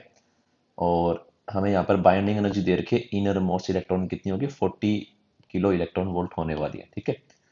तो अब हम जानते हैं करेक्टरिस्टिक्स एक्सरे के लिए हमें क्या करना पड़ेगा, इलेक्ट्रॉन को निकालना पड़ेगा, ठीक है। और इनर मोस्ट शेल का अपने को दे रखा है एनर्जी, तो अपने को इनर मोस्ट शेल को ही यहाँ पर निकालना पड़ेगा, है ना। तो हम कैसे निकालेंगे उसको, इनर मोस्ट शेल के इलेक्ट्रॉन को चेक कर लेते हैं अपन। तो यहाँ पर जैसे हमारा ये इलेक्ट्रॉन है, हमें इसको यहाँ से निकालना है ना। तो जितना एनर्जी रिक्वायर्ड है वो कितना है, 14 keV का है। तो जो हमारी यहाँ पर जो एक्सेलेटेड इलेक्ट्रॉन आएंगे उनको एनर्जी कितना लेकर के आना पड़ेगा, मिनिमम 40 keV का एनर्जी उनको लेकर के आना पड़ेगा, तभी वो इस इलेक्ट्रॉन को पुल आउट कर पाएंगे, ठीक है। तो अपने यहाँ पे बोलेंगे energy of electron that should be equal to 40 keV, है ना। और हम जानते हैं जब हम एक इलेक्ट्रॉन को डेल्टा वी के एक्सेलरेटिंग पोटेंशियल से एक्सेलरेट करते हैं तो उसके पास एनर्जी ई डेल्टा वी की आती है, ठीक है। तो अगर इसी को हम क्या बोलते हैं, एक्सेलरेटिंग पोटेंशियल बोलते हैं, ठीक है, एक्सेलरेटिंग वोल्टेज जिसको कह सकते हो आप। तो अगर मैंने डेल्टा वी से किसी इलेक्ट्रॉन को एक्सेलरेट किया है तो उसका एनर्जी जो है वो ई डेल्टा वी हो गया, and that should be equal to 40 keV। E से ई आपका कैंसिल होगा तो डेल्टा वी का वैल्यू आपका आ जाएगा 40 किलो वोल्ट, यानी कि 40 × 10⁻³ वोल्ट। तो इतना आपको जो है मिनिमम जो है वो एक्सेलरेटिंग पोटेंशियल आपको चाहिएगा, उससे अधिक हो तो कोई दिक्कत नहीं, उससे कम नहीं होना चाहिए, ठीक है। एनीवेज, आगे हम चलते हैं यहाँ पर। एनर्जी हमें बताना है कि जो करेक्टरिस्टिक रेडिएशन जो आएगा, अब ये तो यहाँ पर तो हमारा हमने इलेक्ट्रॉन को पुल आउट कर दिया, तो यहाँ पर हमारा क्या हो जाएगा, एक वैकेंसी क्रिएट हो जाएगा, ठीक है। अगर मैं यहाँ से बोलूँ मैंने इलेक्ट्रॉन को यहाँ से निकाल दिया है, तो यहाँ पर इलेक्ट्रॉन की जगह आपका एक वैकेंसी क्रिएट हो गया, ठीक है। यहाँ पर आपने इलेक्ट्रॉन निकाल दिया, तो यहाँ पर एक वैकेंसी क्रिएट हो गया, ठीक है। Now this vacancy can be filled by, ऊपर वाले इलेक्ट्रॉन से जो ये वाली वैकेंसी फिल होगी, और यहाँ से जो हमारा जो एक्सरे बाहर आएगा, ठीक है, उसको अपन क्या बोलते हैं, करेक्टरिस्टिक्स एक्सरे बोलते हैं, ठीक है। तो यहाँ से हमारा जो इलेक्ट्रॉन, अगर मैं बात करूँ कि कुछ ही मेंशन नहीं है, तो अक्सर अपन क्या ले लेते हैं, अल्फा एमिशन ही अपन यहाँ पर जो है वो कंसीडर करते हैं, क्योंकि नहीं तो पॉसिबिलिटी बहुत सारी होंगी, अल्फा भी हो सकता है, बीटा भी हो सकता है, कुछ और भी हो सकता है, ऊपर गामा ना। तो कुछ भी मेंशन नहीं है, तो मैं अल्फा लेकर के यहाँ पे काम करूंगा। तो बेसिकली मेरे को बताना है, जब ये यहाँ से यहाँ जो इलेक्ट्रॉन जंप करेगा, तो ये कितना एनर्जी को जो है वो बाहर एमिट करेगा। तो जो भी इन दोनों में एनर्जी डिफरेंस है, उसी के बराबर के ये एनर्जी को बेसिकली जो है वो एमिट करने वाला है, उतने के बराबर ही उसके उसके कोरस्पॉन्डिंग हमारा फोटोन एमिट होने वाला है, ठीक है। तो अब सवाल ये आ गया, E1 का वैल्यू मैं जानता हूँ कितना है, 40 किलो इलेक्ट्रॉन वोल्ट है, ठीक है। तो सवाल ये है कि मेरा इसका जो एनर्जी है वो हमारा कितना होने वाला है, ठीक है। तो हम जानते हैं एक बात यहाँ पर कि R, और यहाँ पर हम लिखते हैं Z इफेक्टिव का स्केयर, ठीक है। और ये हम यहाँ पे लिखेंगे 1, ये Z इफेक्टिव अपन इसलिए बोलते हैं क्योंकि यहाँ पर ये जो है वो हाइड्रोजन लाइक एटम नहीं है, तो इसके अंदर Z को अपन Z कंसीडर नहीं करते हैं, कुछ स्क्रीनिंग कोफिशिएंट भी आता है, ठीक है। बट स्क्रीनिंग कोफिशिएंट क्या है, उसको मैं अभी जो है, हम तो अक्सर 1 या लेते हैं, एक तो 1 लेते हैं अपन, और एक अपन और कितना लेते हैं, 7.4 लेते हैं ना। एल सीरीज के लिए 1 लेते हैं, के लिए अक्सर 1 ही ले, सॉरी के लिए 1 लेते हैं, एल सीरीज के लिए अपन जो है फिजिक्स के अंदर 7.4 लेते हैं, ठीक है। केमिस्ट्री में तो मेरे ख्याल से पूरा पूरा प्रॉपर मेथड भी है कि अपन स्क्रीनिंग जो है वो निकालते हैं कैसे करके, अपने को जरूरत नहीं पड़ती स्क्रीनिंग वगैरह निकालने की, ठीक है। तो हम क्या बोलेंगे कि अगर ये हमारा जो ट्रांजिशन है ये 1 से इंफिनिटी के बीच में होगा, ठीक है, तो हम यहाँ पे लिखेंगे एनर्जी जो डिफरेंस है वो कितना होगा, 1 माइनस में 1 अपॉन इन्फिनिटी, ठीक है। यानी ये मैं निकाल रहा हूँ पहली से लेकर के इन्फिनिटी वाली जो हमारी, यानी सबसे जो फारदेस्ट जो है इसकी रेडियस होगी, उनके बीच का एनर्जी डिफरेंस निकाल रहा हूँ। वो हमें गिवन है कितना, 40 किलो इलेक्ट्रॉन है ना, यही तो है जो बाइंडिंग एनर्जी, यानी उससे उसको बाइंड करके रखा हुआ है, तो अगर तुम आप उसको उतना एनर्जी दोगे तो वो बाहर चला जाएगा, ठीक है। तो यानी कि ये हमारा वैल्यू 40 के ईवी हमें गिवन है, बट हमें निकालना क्या है, यहाँ पर हमें निकालना है आर जेड इफेक्टिव का स्केयर, हमें ट्रांजिशन 1 और 2 के बीच का निकालना है, तो that can be written as 1 minus में 1/4, ठीक है। तो ये वाला एनर्जी हमें चाहिए। तो इस एनर्जी को अपन यहाँ आर जेड इफेक्टिव को डायरेक्टली मैं रिप्लेस कर सकता हूँ, टंगस्टन का अपने को जेड भी नहीं मालूम है, तो अगर अपन स्क्रीनिंग से करने की कोशिश भी करें तो भी अपन नहीं कर पाएंगे, क्योंकि टंगस्टन का हमें जो है वो जेड कितना होगा वो भी अपने को मालूम नहीं है। अगर अपन स्क्रीनिंग स्क्रीनिंग जो है 1 मान भी लें, जो कि हम अल्फा एमिशन यहाँ पर कंसीडर कर रहे हैं, तो टंगस्टन का मेरे ख्याल से किसी बच्चे को जेड याद होना बहुत ही मुश्किल बात है। एनीवेज, तो अब हम लिखेंगे आर जेड इफेक्टिव को अपन लिख पाएंगे 40 के ईवी, ठीक है ना। ये तो 40 केवी हो गया, और ये 1 माइनस 1/4 कितना हो गया, 3/4 हो गया, ठीक है। तो यहाँ पे अपन कितना बोल पाएंगे बच्चों, हम यहाँ पर इसको 30 के ईवी का एनर्जी जो है वो बोल पाएंगे। इतनी एनर्जी का हमारा जो है वो एक्सरे निकलेगा। तो ये पूछा था energy of characteristics at radiation will be, है ना। तो 30 किलो इलेक्ट्रॉन वोल्ट हो जाएगा। अपन आंसर एक बार कंफर्म कर लेते हैं, मेरे ख्याल से ठीक होना चाहिए। क्वेश्चन नंबर थोड़ा सा अपन ज्यादा है, 17th का। तो एक आ रहा है हमारा 40, और एक आ रहा है हमारा 30 इंटू में 10 की पावर 3, ठीक है। ईवी में ही अपने आंसर दे रखा है मेरे ख्याल से, दोनों आंसर ईवी के अंदर उन्होंने मेंशन कर रखा है, ईवी के अंदर आंसर देना है। चेक कर लेते हैं अपन। 18 में, सॉरी 17 में एनर्जी, हाँ आंसर अपने को ईवी के अंदर ही देना है, ठीक है। तो 30 केवी हमारा बिल्कुल ठीक आंसर है। आगे बढ़ते हैं बच्चों। क्वेश्चन नंबर 18 में बोल रखा है इसने कि जो रेडिएक्टिव डीके है ना, डीके रेट है, रेडिएक्टिव डीके रेट है, जिसको अपन एक्टिविटी भी बोलते हैं, जिसका value nothing but lambda N होता है, ठीक है। इसको ही हम रेडिएक्टिव डीके रेट बोलते हैं या एक्टिविटी बोल देते हैं। वो है 10 की पावर 3 डिसइंटीग्रेशन पर सेकेंड, ठीक है। एट सर्टेन टाइम, किसी भी टाइम पर, टी टाइम पर इसका एक्टिविटी दे रखा है अपने को 10 की पावर 3 है, ठीक है। इसको लेट से मैंने टी नोट मान लेता हूँ, ठीक है, और इस एन को इस समय पे एन नोट मान लेता हूँ, ठीक है। या फिर इसको अपन T is equal to zero भी मान सकते हैं, ठीक है। तो यानी हम इसको इनिशियल कंसीडर करके चल लेते हैं, इसी को हमने, इस टाइम को हमने T is equal to zero मान लिया। If half life of the element is 1 second, ठीक है, तो डीके रेट अपने से पूछा है 1 सेकंड बाद कितना होगा और 3 सेकंड बाद कितना होगा। देखो लैम्डा नहीं बदलने वाला, लैम्डा किसका प्रॉपर्टी होता है, न्यूक्लियस का प्रॉपर्टी होता है, न्यूक्लियस यूरेनियम का है, किसी और मटेरियल का किसका प्रॉपर्टी है, ठीक है। तो लैम्डा नहीं बदलने वाला, तो एक्टिविटी अपना क्यों बदलेगा, जब मेरा एन नोट बदल जाएगा, एन यानी कि number of active nuclei present, ठीक है। तो यहाँ पर अपन क्या बोलेंगे बच्चों, एक हाफ लाइफ के बाद, जब हमारा एक half life, one half life has passed, है ना, तो ये n का वैल्यू कितना हो जाएगा, n0/2 हो जाएगा। तो मेरा एक्टिविटी जो है दैट विल रिड्यूस बाय, है ना, ये एक्टिविटी हमारा कितना हो जाएगा, एक हाफ लाइफ के बाद, यानी 1 सेकंड के बाद this will become initial activity by 2, है ना। इनिशियल कितनी थी, 10 की पावर 3, तो 10 की पावर 3/2 यानी कि 500 डिसइंटीग्रेशन पर सेकेंड, डीपीएस जो है हमारा एक्टिविटी बचेगा। ठीक है, अगला है तीन हाफ लाइफ, है ना, 3 सेकंड बोल है, तो 3 सेकंड में अगर इसका हाफ लाइफ 1 सेकंड है तो 3 सेकंड में 3 हाफ लाइफ गुजर जाएंगी। तो ए आफ्टर 3 सेकंड विल कितना हो जाएगा, A0/2 की power 3, that is nothing but A0/8, तो ये 1000/8 आ गया, विच विल बी 500/4, 250/2, 125 DPS। ठीक है, तो आपका एक्टिविटी इतना इतना रह जाएगा। ये मेरे ख्याल से इजियर कैटेगरी का ही सवाल था। अगला आते हैं, यहाँ पर हमें मैचिंग टाइप मैट्रिक्स और मैचिंग टाइप अपने को दे रखा है। ठीक है, मेरे ख्याल से पहली बार यहाँ पर जेई ने मैचिंग इंट्रोड्यूस किया है प्रॉब्ली। खैर एनीवेज अपन चलते हैं, क्या आंसर होना चाहिए। तो सभी की डायमेंशन दे रखी है क्या क्या होनी चाहिए, तो ये तीन तो मेरे ख्याल से बड़ी आसानी से अपन निकाल सकते हैं। एंगुलर मोमेंटम कितना होगा बच्चों, एंगुलर मोमेंटम होगा mvr। ठीक है, ब्लैक से लिख दूं क्या, रेड से दिख रहा है, दिख रहा होगा मेरे ख्याल से। तो एंगुलर मोमेंटम हो गया mvr, तो मास का तो m ही है, वेलोसिटी का L t-1, और ये r डिस्टेंस है तो m L2t-1 हो गया हमारा ना।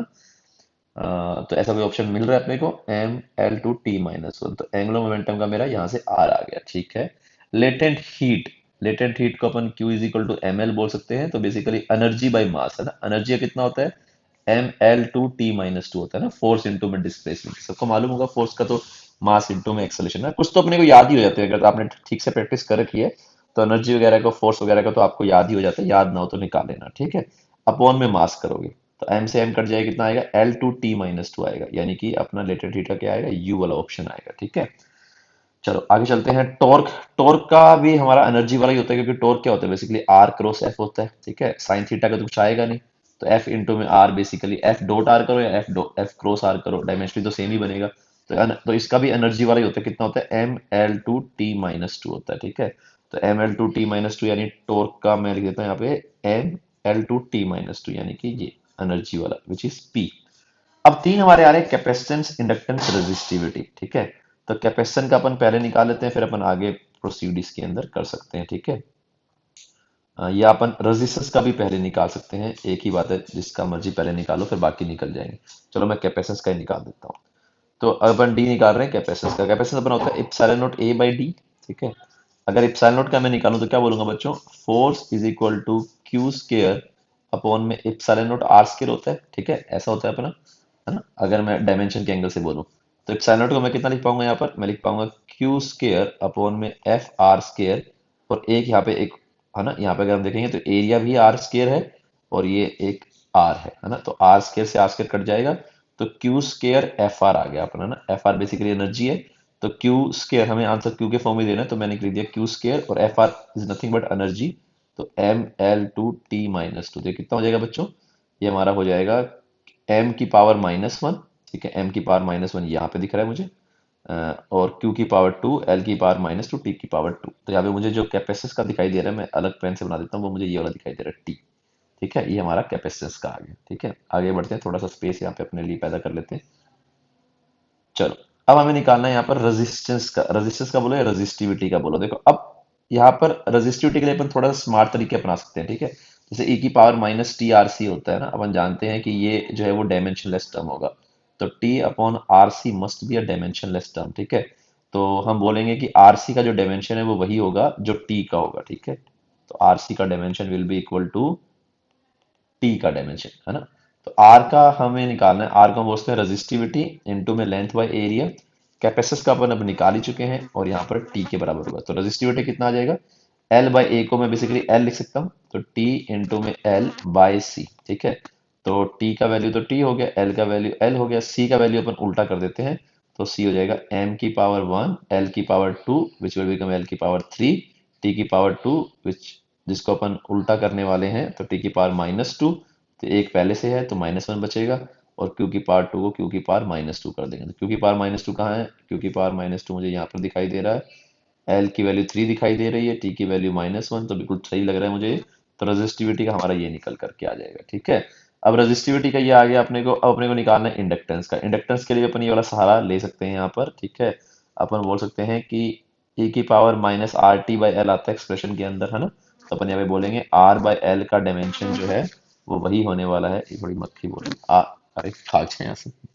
आर बाई एल का डायमेंशन वही होगा जो टी का डायमेंशन होगा। तो एल का कितना हो जाएगा, आर बाई टी आ जाएगा, ठीक है। आर को अपन लिख पाएंगे रेजिस्टिविटी लेंथ अपॉन में एरिया टी, है ना। रेजिस्टिविटी का भी निकाला ही है, कितना है, M one L three Q minus two T minus one. वैसे तो जो बचा है वही होगा, लेकिन फिर भी मैं निकाल के दिखा रहा हूँ। एल बाई एरिया को अपन एल लिख पाएंगे और यहाँ पे टी लिख पाएंगे, ठीक है। तो ये हो जाएगा एम वन एल की पावर टू क्यू की पावर माइनस टू टी की पावर माइनस टू, ठीक है। तो जो बचा है वही होना चाहिए। कौन सा बचा है अपना, पी बचा है ना। M L two Q minus two T minus two. अच्छा, तो यहाँ पे कोई ऑप्शन दिख रहा है, मैंने कोई गड़बड़ तो नहीं कर दी। एम एल टू, तो ये एम एल टू तो मेरे को काफी दिख रहे हैं। और यहाँ पर Q माइनस टू है और T माइनस वन। तो इनमें तीन ये हैं। यहाँ पर M, ओ कोई ऑप्शन नहीं मिल रहा, मैंने कोई गड़बड़ कर दी यहाँ पर। इंडक्टेंस देखें तो T, अपन थोड़ा देख लेते हैं, शायद मैंने कोई गड़बड़ कर दी है यहाँ पर। तो T हमारा R का हमारा ये हो जाएगा, है ना, आर टी बाई एल। अच्छा, मैंने यहाँ पर T माइनस वन होना चाहिए, माफ करना, है ना। Are T by L dimensionless है, तो आर बाई एल का वन बाई टी का होगा डायमेंशन, ठीक है। तो थोड़ा सा गड़बड़ हो गया। तो यहाँ में टू में हमारा जो है ये टी, है ना। तो एल का कितना हो जाएगा, ये टी हमारा ऊपर चला जाएगा बेसिकली। थोड़ा सा मैंने लफड़ा कर दिया यहाँ पे। ये टी ऊपर चला जाएगा, और अगर ये टी ऊपर जाएगा, है ना, तो टी में यहाँ पे हमारा चेंज आ जाएगा, ठीक है। टी में हमारा जो टी माइनस दो आ रहा है उसकी जगह क्या आ जाएगा, जीरो आ जाएगा, ठीक है। बाकी सारा सेम ही है। टी हमारा यहाँ पर जो है वो जीरो आ जाएगा मोस्ट प्रोबेबली। तो M L two Q minus two, है ना, जो कि ऑप्शन नंबर क्यू हमारा बन जाएगा। तो ये हमारा आंसर आ जाएगा, ठीक है। तो ये मैच द फ्लोइंग मेरे ख्याल से हमने अब ठीक कर लिया, ठीक है। आगे बढ़ते हैं। अगला जो सेक्शन उसके अंदर बच्चों से ट्रू फॉल्स पूछे गए हैं। पहला सवाल है, there is no change in energy of a charge particle moving in a magnetic field although a magnetic force is acting on it. मेरे ख्याल से अब तो ये सवाल सबको स्टैंडर्ड ही है, सबको मालूम ही है ना। क्योंकि हम जानते हैं जब एक चार्ज पार्टिकल जो है वो मैग्नेटिक फील्ड के अंदर मूव करता है, ठीक है, तो अगर उनके बीच का एंगल जो है वो 90 डिग्री होता है तो वो एक सर्कुलर पाथ बनाता है। वैसे भी अपन जानते हैं, देखो जो फोर्स होता है मैग्नेटिक वो कितना होता है, that is Q V cross B, है ना। तो मैग्नेटिक फोर्स आपका होने वाला है क्यू वी क्रॉस बी। तो magnetic force will be perpendicular to both velocity and आपका यहाँ पर मैग्नेटिक फील्ड, है ना। और हम जानते हैं वर्क डन क्या होगा, वर्क डन होगा एफ इनटू में डिस्प्लेसमेंट। और डिस्प्लेसमेंट को अपन क्या लिख सकते हैं, F dot V T, V D T, है ना, ऐसे भी लिख सकते हैं, ठीक है। और ये जिस पॉइंट पे फोर्स लग रहा है उस पॉइंट का वेलोसिटी होता है ना। तो हम जानते हैं यहाँ पर कि इस क्रॉस प्रोडक्ट रूल से अपन देख सकते हैं यहाँ पर कि फोर्स और वेलोसिटी आपस में परपेंडिकुलर होंगे। अगर परपेंडिकुलर होंगे तो उनका डॉट कितना हो जाएगा, जीरो हो जाने वाला है। तो वर्क डन कितना आएगा, जीरो। अगर वर्क डन जीरो आएगा तो यहाँ पर उसकी काइनेटिक एनर्जी में कोई भी चेंज नहीं आएगा, ठीक है। तो फोर्स आ रहा है तो एक्सेलेरेशन होगा, एक्सेलेरेशन होगा तो वेलोसिटी चेंज होगी। तो वेलोसिटी सिर्फ अपनी डायरेक्शन में चेंज होगी, मैग्नीट्यूड में चेंज नहीं होगी, क्योंकि वर्क डन जो है वो जीरो है। तो मैग्नेटिक फोर्स जो है वो हमेशा उसको डायरेक्शन चेंज करता रहता है, और कभी भी उसका वेलोसिटी को या स्पीड को इंक्रीज नहीं करता रहता है, ये बोलना चाहिए।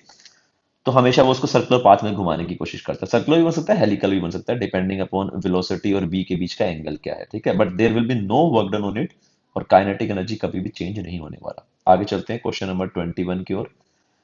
आपको एक सिस्टम दिया गया है, वाटर इज, है ना। आपको एक सिस्टम दिया गया है, इसके अंदर पूछा गया है कि अगर मैं इसको यहाँ पर एक मोमबत्ती लगा के गर्म करने लग जाऊं तो मूवमेंट कैसा होगा। ये देर कहा इन्होंने कि मूवमेंट एंटी क्लॉकवाइज होगा, इन्होंने ये वाला बोला है। और पूछा है कि ट्रू है या फॉल्स। अच्छा, ऊपर वाले में क्या पूछा था, ऊपर वाले में पूछा था कि ट्रू है या फॉल्स। तो अपन क्या आंसर देंगे कि हाँ, उसके अंदर कोई भी चेंज उसका एनर्जी में नहीं आता है, हालांकि मैग्नेटिक फोर्स एक्ट कर रहा है। तो दिस इज ट्रू, ठीक है। चलो, इसमें हम बोल रखे हैं कि एंटी क्लॉकवाइज जो है पानी का रोटेशन होगा अगर मैं यहाँ से गर्म करूंगा। देखो अब होगा क्या, अगर आप इसको गर्म करोगे तो गर्म करने से क्या होगा, गर्म करने से जो है वो ये वाले पार्टिकल्स जो है वो गर्म हो जाएंगे, ठीक है। ये वाले पार्टिकल्स गर्म हो जाएंगे, आपके ये वाले पार्टिकल्स, है ना। तो ये डेंसिटी हम जानते हैं, टेम्परेचर बढ़ाने से वॉल्यूम बढ़ता है और डेंसिटी घटती है। डेंसिटी घटेगी तो जो हल्के पार्टिकल है वो ऊपर जाएंगे, भारी वाले नीचे आएंगे ना। तो यहाँ ये वाले पार्टिकल जो है ऊपर जाने की कोशिश करेंगे, ठीक है। अगर ये ऊपर जाने की कोशिश करेंगे तो यहाँ पर जो ठंडे हैं वो इनकी जगह लेने की कोशिश करेंगे, ठीक है। तो इस तरह से एक रोटेशन जो है वो बिल्ड हो जाएगा इसके अंदर, that will be clockwise. But इन्होंने क्या बोला है, काउंटर क्लॉकवाइज। काउंटर क्लॉकवाइज यानी कि एंटी क्लॉकवाइज। तो यहाँ पर हमारा एंटी क्लॉकवाइज जो है वो हमारा ये जनरेट नहीं हो रहा है, हमारा क्लॉकवाइज ही जनरेट हो रहा है, ठीक है। तो ये ऑप्शन हमारा क्या हो जाएगा, फिर फॉल्स हो जाएगा, this will be a false option, ठीक है। अब किसी किसी बच्चे को लग सकता है कि शायद यहाँ पर इस तरह का ख्याल आ सकता है, जैसे मेरे मन में भी ख्याल आया था कि अगर ये इस तरह से इसका मूवमेंट होगा तो जाहिर सी बात है कि एक्सेलेशन भी कुछ ऐसा ऐसा होना चाहिए, ठीक है। तो अगर एक्सेलेशन ऐसा होना चाहिए तो जब मैं इस पॉइंट पर घूम करके वापस लौट करके आऊंगा, तो अगर एक्सेलेटेड है तो शायद कुछ प्रेशर में चेंज भी आना चाहिए, बट सेम पॉइंट पे तो प्रेशर क्या रहेगा, सेम रहना चाहिए, है ना। तो ऐसा कैसे हो रहा है, तो यहाँ पर ये डेंसिटी अपन यूनिफॉर्म नहीं मानेंगे, ठीक है। डेंसिटी क्या होगी, यहाँ पर डेंसिटी लाइट होगी और दूर कहीं पर डेंसिटी जो है वो कंपेरेटिवली ज्यादा होगी, ठीक है। तो उस तरह से अपन सिंपली नहीं सोच पाएंगे, तो डेंसिटी में वेरिएशन आएगा। तो सिंपली अपन ऐसे नहीं बोल सकते हैं कि अगर एक्सेलेरेशन ऐसा हो गया है तो इस डायरेक्शन में जाने में हमारा जरूर जो है वो प्रेशर जो है वो चेंज आना चाहिए, ऐसा नहीं बोल पाएंगे क्योंकि डेंसिटी भी वेरिएबल है, थोड़ा सा केस कॉम्प्लिकेटेड हो जाएगा, ठीक है।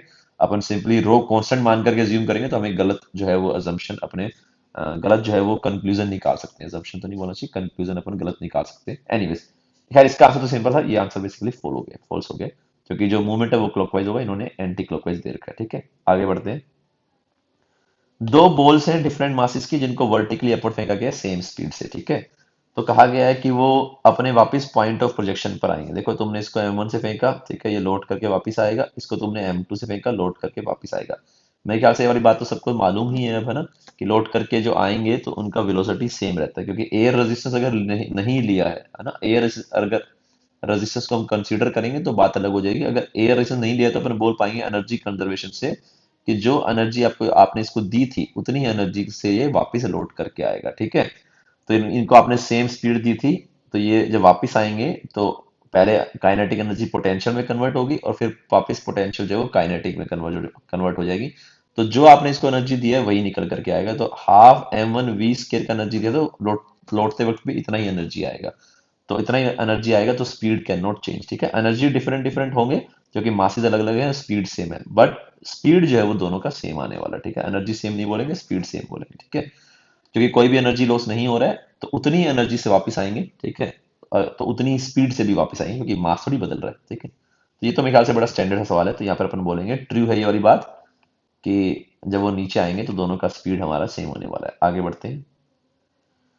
इस क्वेश्चन में बोल रखा है इन्होंने कि बैरोमीटर एक हमने लिया है जिसमें नैरो ट्यूब है, नॉर्मल टेम्परेचर प्रेशर पे रखा है, उसका कोफिशिएंट एक्सपेंशन भी दे रखा है, और ट्यूब का कोफिशिएंट एक्सपेंशन नेग्लिजिबल है। टेम्परेचर आपने मरकरी का बढ़ाया है 1 डिग्री सेल्सियस से, तो टेम्परेचर एटमॉस्फेयर का नहीं बदला है, तो मरकरी की हाइट जो है वो ट्यूब में अनचेंज रहेगी, ये अपने से सवाल बोला गया।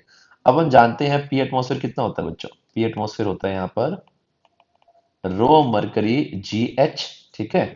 अब पी एटमॉस्फेयर सेम है यहाँ पर, ठीक है, और यहाँ पर वैक्यूम है तो वैक्यूम में तो अपना जीरो ही रहने वाला है ना, उससे तो कोई फर्क नहीं पड़ने वाला। टेम्परेचर बढ़ भी जाए तो मॉलिक्यूल का स्पीड थोड़ी बढ़ेगा, यहाँ पे मॉलिक्यूल है ही नहीं, ठीक है। तो पी एटमॉस्फेयर रो mgh के बराबर ही रहेगा, ठीक है। जी हमारा उतना ही है, ठीक है। तो रो मरकरी एच में अपने को रिलेशन देखना है, क्योंकि आपने जो है वो इसका टेम्परेचर बढ़ा दिया है तो इससे इसका वॉल्यूम बढ़ गया, वॉल्यूम बढ़ने से इसका डेंसिटी क्या हो गया, डिक्रीज हो गया है, डेंसिटी का डिक्रीज हो गया है। तो हाइट विल इंक्रीज, है ना, थोड़ा सा हाइट जो है वो और ऊपर चला जाएगा ऐसे करके। इन्होंने बोला है कि हाइट ट्यूब में अनचेंज रहेगा, तो ये ऑप्शन हमारा क्या हो गया, फॉल्स हो गया, हाइट विल इंक्रीज, ठीक है। आगे बढ़ते हैं। क्वेश्चन नंबर 24, एक चार्ज पार्टिकल एंटर करता है यूनिफॉर्म मैग्नेटिक फील्ड में 85 डिग्री एंगल पर, तो पाथ ऑफ पार्टिकल सर्कल। तो ये ऑप्शन भी अपना फॉल्स लग रहा है मुझे, पाथ जो है पार्टिकल का सर्कल ना होकर के बच्चों हेलिकल होता है ना। कैसे बोल पाएंगे, अपन जानते हैं कि अगर मैंने मैग्नेटिक फील्ड ऐसी रखी है, ठीक है, अगर मैग्नेटिक फील्ड मैंने ऐसी रखी, मैं तीन केस इसके बना सकता हूँ। पहले वाले में वेलोसिटी और मैग्नेटिक फील्ड पैरेलल है, तो इस वाले केस में तो क्या होगा, आपका स्ट्रेट आ जाएगा, है ना। तो V और B के बीच का एंगल जो है, अगर थीटा अपन बात करें, 0 या 180 होगा, 0 और 180। तो यहाँ पर आपका पाथ जो है वो क्या बनने वाला है, स्ट्रेट लाइन, आपका पाथ स्ट्रेट लाइन बन जाएगा। अगर V और B के बीच का जो एंगल है, ठीक है, जो थीटा है उसका वैल्यू मैं 90 ले लूं, तो यहाँ पर अपन बोलते हैं वेलोसिटी ऐसा है, B ऐसा है, तो यहाँ पर B चाहे तो आप बोर्ड के अंदर भी देखते हो, तो यहाँ पर जो पाथ बनने वाला है वो सर्कुलर बनने वाला है, ठीक है। तो V क्रॉस अगर मैं B करूं तो फोर्स अंदर की तरफ, सेंटर अंदर आएगा, तो ऐसे ऐसे करके आपका ये घूमता रहेगा, ठीक है। थर्ड केस अपन ले सकते हैं कि theta other than zero, zero भी नहीं है, 180 भी नहीं है, 90 भी नहीं है। तो इस सूरत हाल में, जो कि इस वाले में कंडीशन है, हमारा जो पाथ है बच्चों वो अपना बनता है हेलिकल, है ना। तो बी का जो वेलोसिटी का जो एक कंपोनेंट है वो उसको सर्कुलर में मूव कराता है, दूसरा कंपोनेंट जो बी के अलोंग है ना, वो हमारा जो है उसको आगे की ओर मूव कराता है। तो ये ऐसे पाथ बनता है, ये सर्कल में घूमता रहेगा ऐसे ऐसे करके, और साथ में आगे बढ़ता चला जाएगा। हमेशा इसका जो एक्सिस है वो वही होता है जो बी होता है ना, तो ये भी ध्यान रखना है। तो डायग्राम डिपेंडिंग अपॉन आपको, अगर आपको सर्कल देखना है इस तरह से, तो आप जो है वो बी को बोर्ड के परपेंडिकुलर लीजिए, और आपको अगर ये पिच देखनी है तो आप जो है वो बी को बोर्ड के अंदर लीजिए, ठीक है। तो यहाँ से आपका हमारा जो पाथ है दैट शुड बी हेलिकल, ये हमारा सर्कल गलत हो गया, तो दिस इज फॉल्स, ठीक है। आगे बढ़ते हैं। क्वेश्चन नंबर 25 आपको दिया गया है बच्चों, एक स्मॉल मेटल है जिसको आपने सस्पेंड कर दिया गया है एक यूनिफॉर्म फील्ड के अंदर। चार्ज अपने को दिया नहीं है, मेंशन नहीं है, अपन अनचार्ज भी मान सकते हैं, किसी तरह से चार्ज मान लेंगे तो भी कोई दिक्कत नहीं है, ठीक है। थ्रेड आपका इंसुलेटेड है, ठीक है। ये आपका यहाँ पर एक फील्ड लगा दिया, जाहिर सी बात है अगर चार्ज नहीं होगा तो ये नॉर्मल पोजीशन में बना रहेगा। अब आपने क्या किया यहाँ पर, आपने यहाँ पर एक्सरे फेंक करके मारा है, ठीक है। एक्सरे फेंक करके मारा है, तो ये बहुत ही हाई एनर्जेटिक आपने जो है वो लाइट फेंक करके मारी है, ठीक है। तो जाहिर सी बात है एक्सरे हमारा काफी हाई एनर्जेटिक होता है, तो ये तो सफिशिएंट होगा, इसके वर्क फंक्शन से ज्यादा वैल्यू होगा, तो जाहिर सी बात है ये इलेक्ट्रॉन को जो है वो इजेक्ट कर देगा फोटो इलेक्ट्रिक इफेक्ट के साथ, ठीक है। जैसे ही इलेक्ट्रॉन को इजेक्ट करेगा तो इस पे जो आने वाला चार्ज है दैट विल बिकम पॉजिटिव, और जैसे ही पॉजिटिव होगा तो इलेक्ट्रिक फील्ड इस पे एक फोर्स लगाएगी एंड दिस विल डिस्प्लेस, ठीक है। ये हमारा इस तरफ जो है ये मूव कर जाएगा, ठीक है। इक्विलिब्रियम में कोई ना कोई एंगल बनाएगा जिसका value F B by M G के बराबर होगा, ठीक है। तो यहाँ पर हमारा जो इसका जो डिस्प्लेसमेंट हो रहा है वो कैसा हो रहा है, इलेक्ट्रिक फील्ड के डायरेक्शन के अंदर ही हो रहा है। यही अपने सवाल पूछा गया यहाँ पर, इफ अगर ये हाई एनर्जी का अपन इंसिडेंट कराते हैं तो ball will be deflected in the direction of field, तो ये ऑप्शन भी अपना बिल्कुल सही हो गया, ठीक है। तो बॉल हमारा इलेक्ट्रिक फील्ड के डायरेक्शन में ही डिस्प्लेस कर जाएगा, ठीक है, दिस इज ट्रू, ठीक है। आगे बढ़ते हैं। दो आइडेंटिकल मेटेलिक स्फेयर हैं of equal charge of equal masses are taken, ठीक है। Two identical metallic sphere of exactly same mass, तो दोनों का मास हमने यहाँ पर सेम लिया है, तो इसका मास भी m है और इसका मास भी कितना है, m ही है, ठीक है। एक को पॉजिटिव चार्ज दिया गया है तो इलेक्ट्रॉन निकाल लिए गए हैं उससे, है ना, यही तरीका है ना पॉजिटिव चार्ज देने का, प्रोटॉन थोड़ी ऐड करेंगे, ठीक है। और क्योंकि उसके लिए तो बहुत ज्यादा अपने को फोर्स चाहिए, ठीक है। और दूसरे को नेगेटिव चार्ज दिया गया तो इलेक्ट्रॉन मैंने ऐड कर दिया, ठीक है। तो बोल रहे हैं their masses after charging are different, तो थोड़ा सा डिफरेंस आएगा क्योंकि इलेक्ट्रॉन का भी मास होता है, अगर आप इलेक्ट्रॉन निकाल रहे हो तो इसका मास जो है वो एम से रिड्यूस कर जाएगा, इसमें इलेक्ट्रॉन ऐड कर रहे हो तो इसका मास जो है वो एम से इंक्रीज कर जाएगा। तो दोनों का मास हल्का सा डिफर कर जाएगा, नॉट इतना कि अपन उसको जो है वो ऑब्जर्व कर पाएंगे, बट हल्का सा डिफरेंस आता है। कई जो है वो घटिया वाले से बनते भी हैं कि मास में कितना चेंज आएगा। तो अगर नंबर ऑफ इलेक्ट्रॉन मिल जाए तो एक इलेक्ट्रॉन के मास से मल्टीप्लाई करके अपन मास निकाल ही सकते हैं कितना चेंज आया, ठीक है। तो ये ऑप्शन बिल्कुल जो है वो ठीक है, ट्रू मुझे ये नजर आ रहा है। आगे बढ़ते हैं बच्चों। एक कॉन्वेक्स लेंस आपको दे रखा है जिसका फोकल लेंथ कितना है, 1 मीटर का है, और एक कॉनकेव लेंस दे रखा है जिसका 0.25 है। दोनों को 0.75 मीटर अपार्ट अपन सेंटीमीटर में भी काम कर सकते हैं, ठीक है, रखा गया है। तो ये बोला है कि एक पैरेलल बीम आ रही है जो पहले कॉन्वेक्स से पास कर रही है, बाद में कॉनकेव से पास करेगी, और इतने डिस्टेंस पर जाकर के जो है ये अपना इमेज बनाएगा। तो अपन एक काम करते हैं, यहाँ पर बना देते हैं। पहले अपने बनाया एक कॉन्वेक्स लेंस, ठीक है, ये बना लिया, और यहाँ पर अपने बना दिया कॉनकेव लेंस, ठीक है, ये अपना कॉनकेव लेंस हो गया। फोकल लेंथ इनके अपने को दे रखे हैं, कितना फोकल लेंथ है कॉन्वेक्स का, कितना है बच्चों, 1 मीटर, यानी कि 100 सेंटीमीटर में ले सकता हूँ, ठीक है।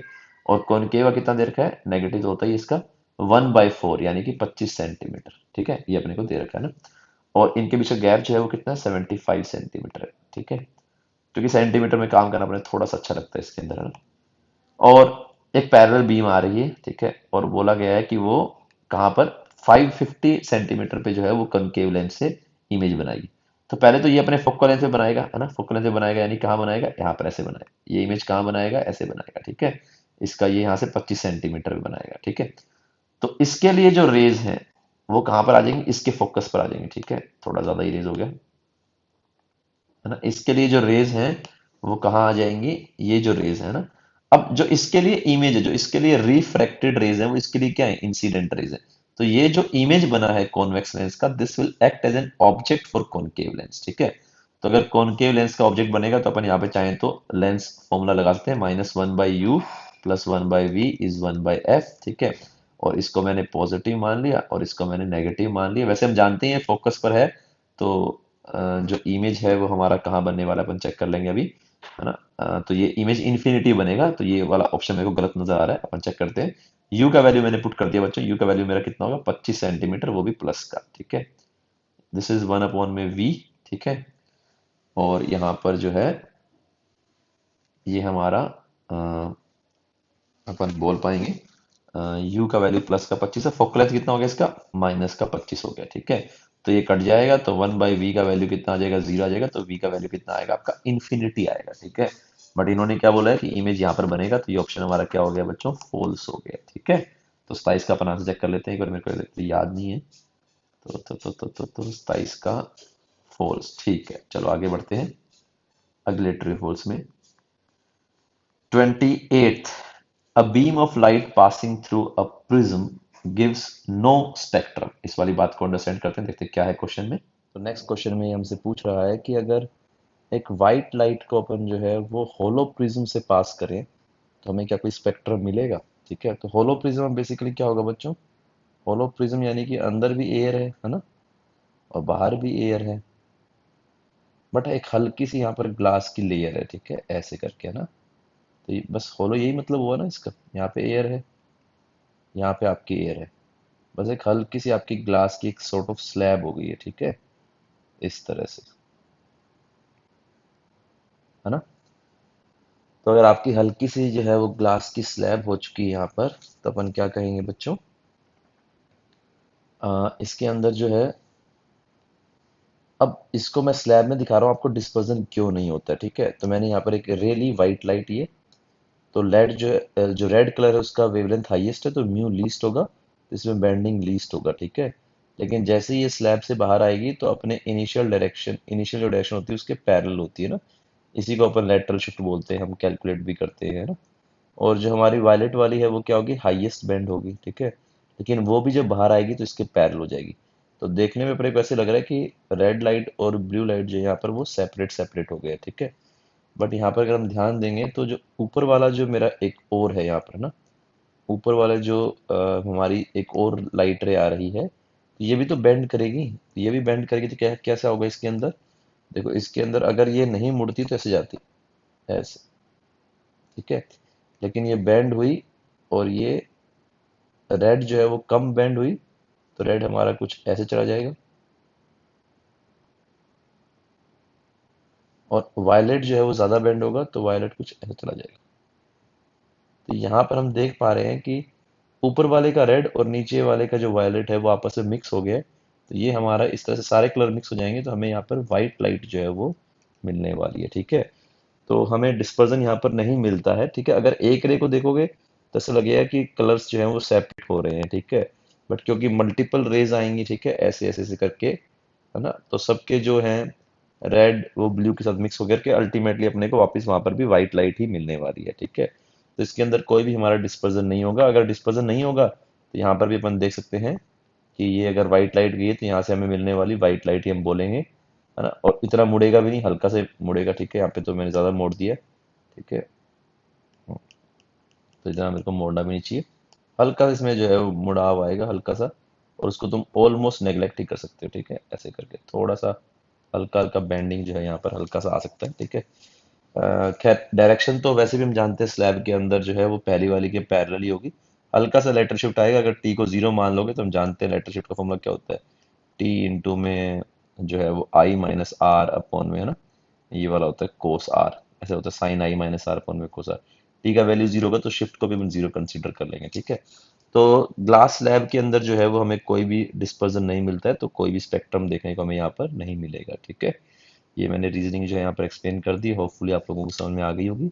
दोबारा से चाहो तो दोबारा से मैं रिपीट करता हूँ कि देखने में जरूर लगे यार लाल नीले सारे सेपरेट हो जाएंगे, लेकिन ऊपर वाली जो लाइट है उसके ऐसा होगा, लाल ये हो गया है ना, और धीरे धीरे फिर ऑरेंज की तरफ जाएंगे, ठीक है, और फिर धीरे धीरे ग्रीन की तरफ जाएंगे, और फिर धीरे धीरे ब्लूइश की तरफ जाने लग जाएंगे, ठीक है, इंडिगो विंडिगो जो भी है ना। और ठीक इसके नीचे भी एक लाइट होगी, है ना, जो कि हमारी क्या होगी, इसके लिए लाल यहाँ पर होगा ऐसे करके, है ना, और ऑरेंज यहाँ पर होगा इस तरह से।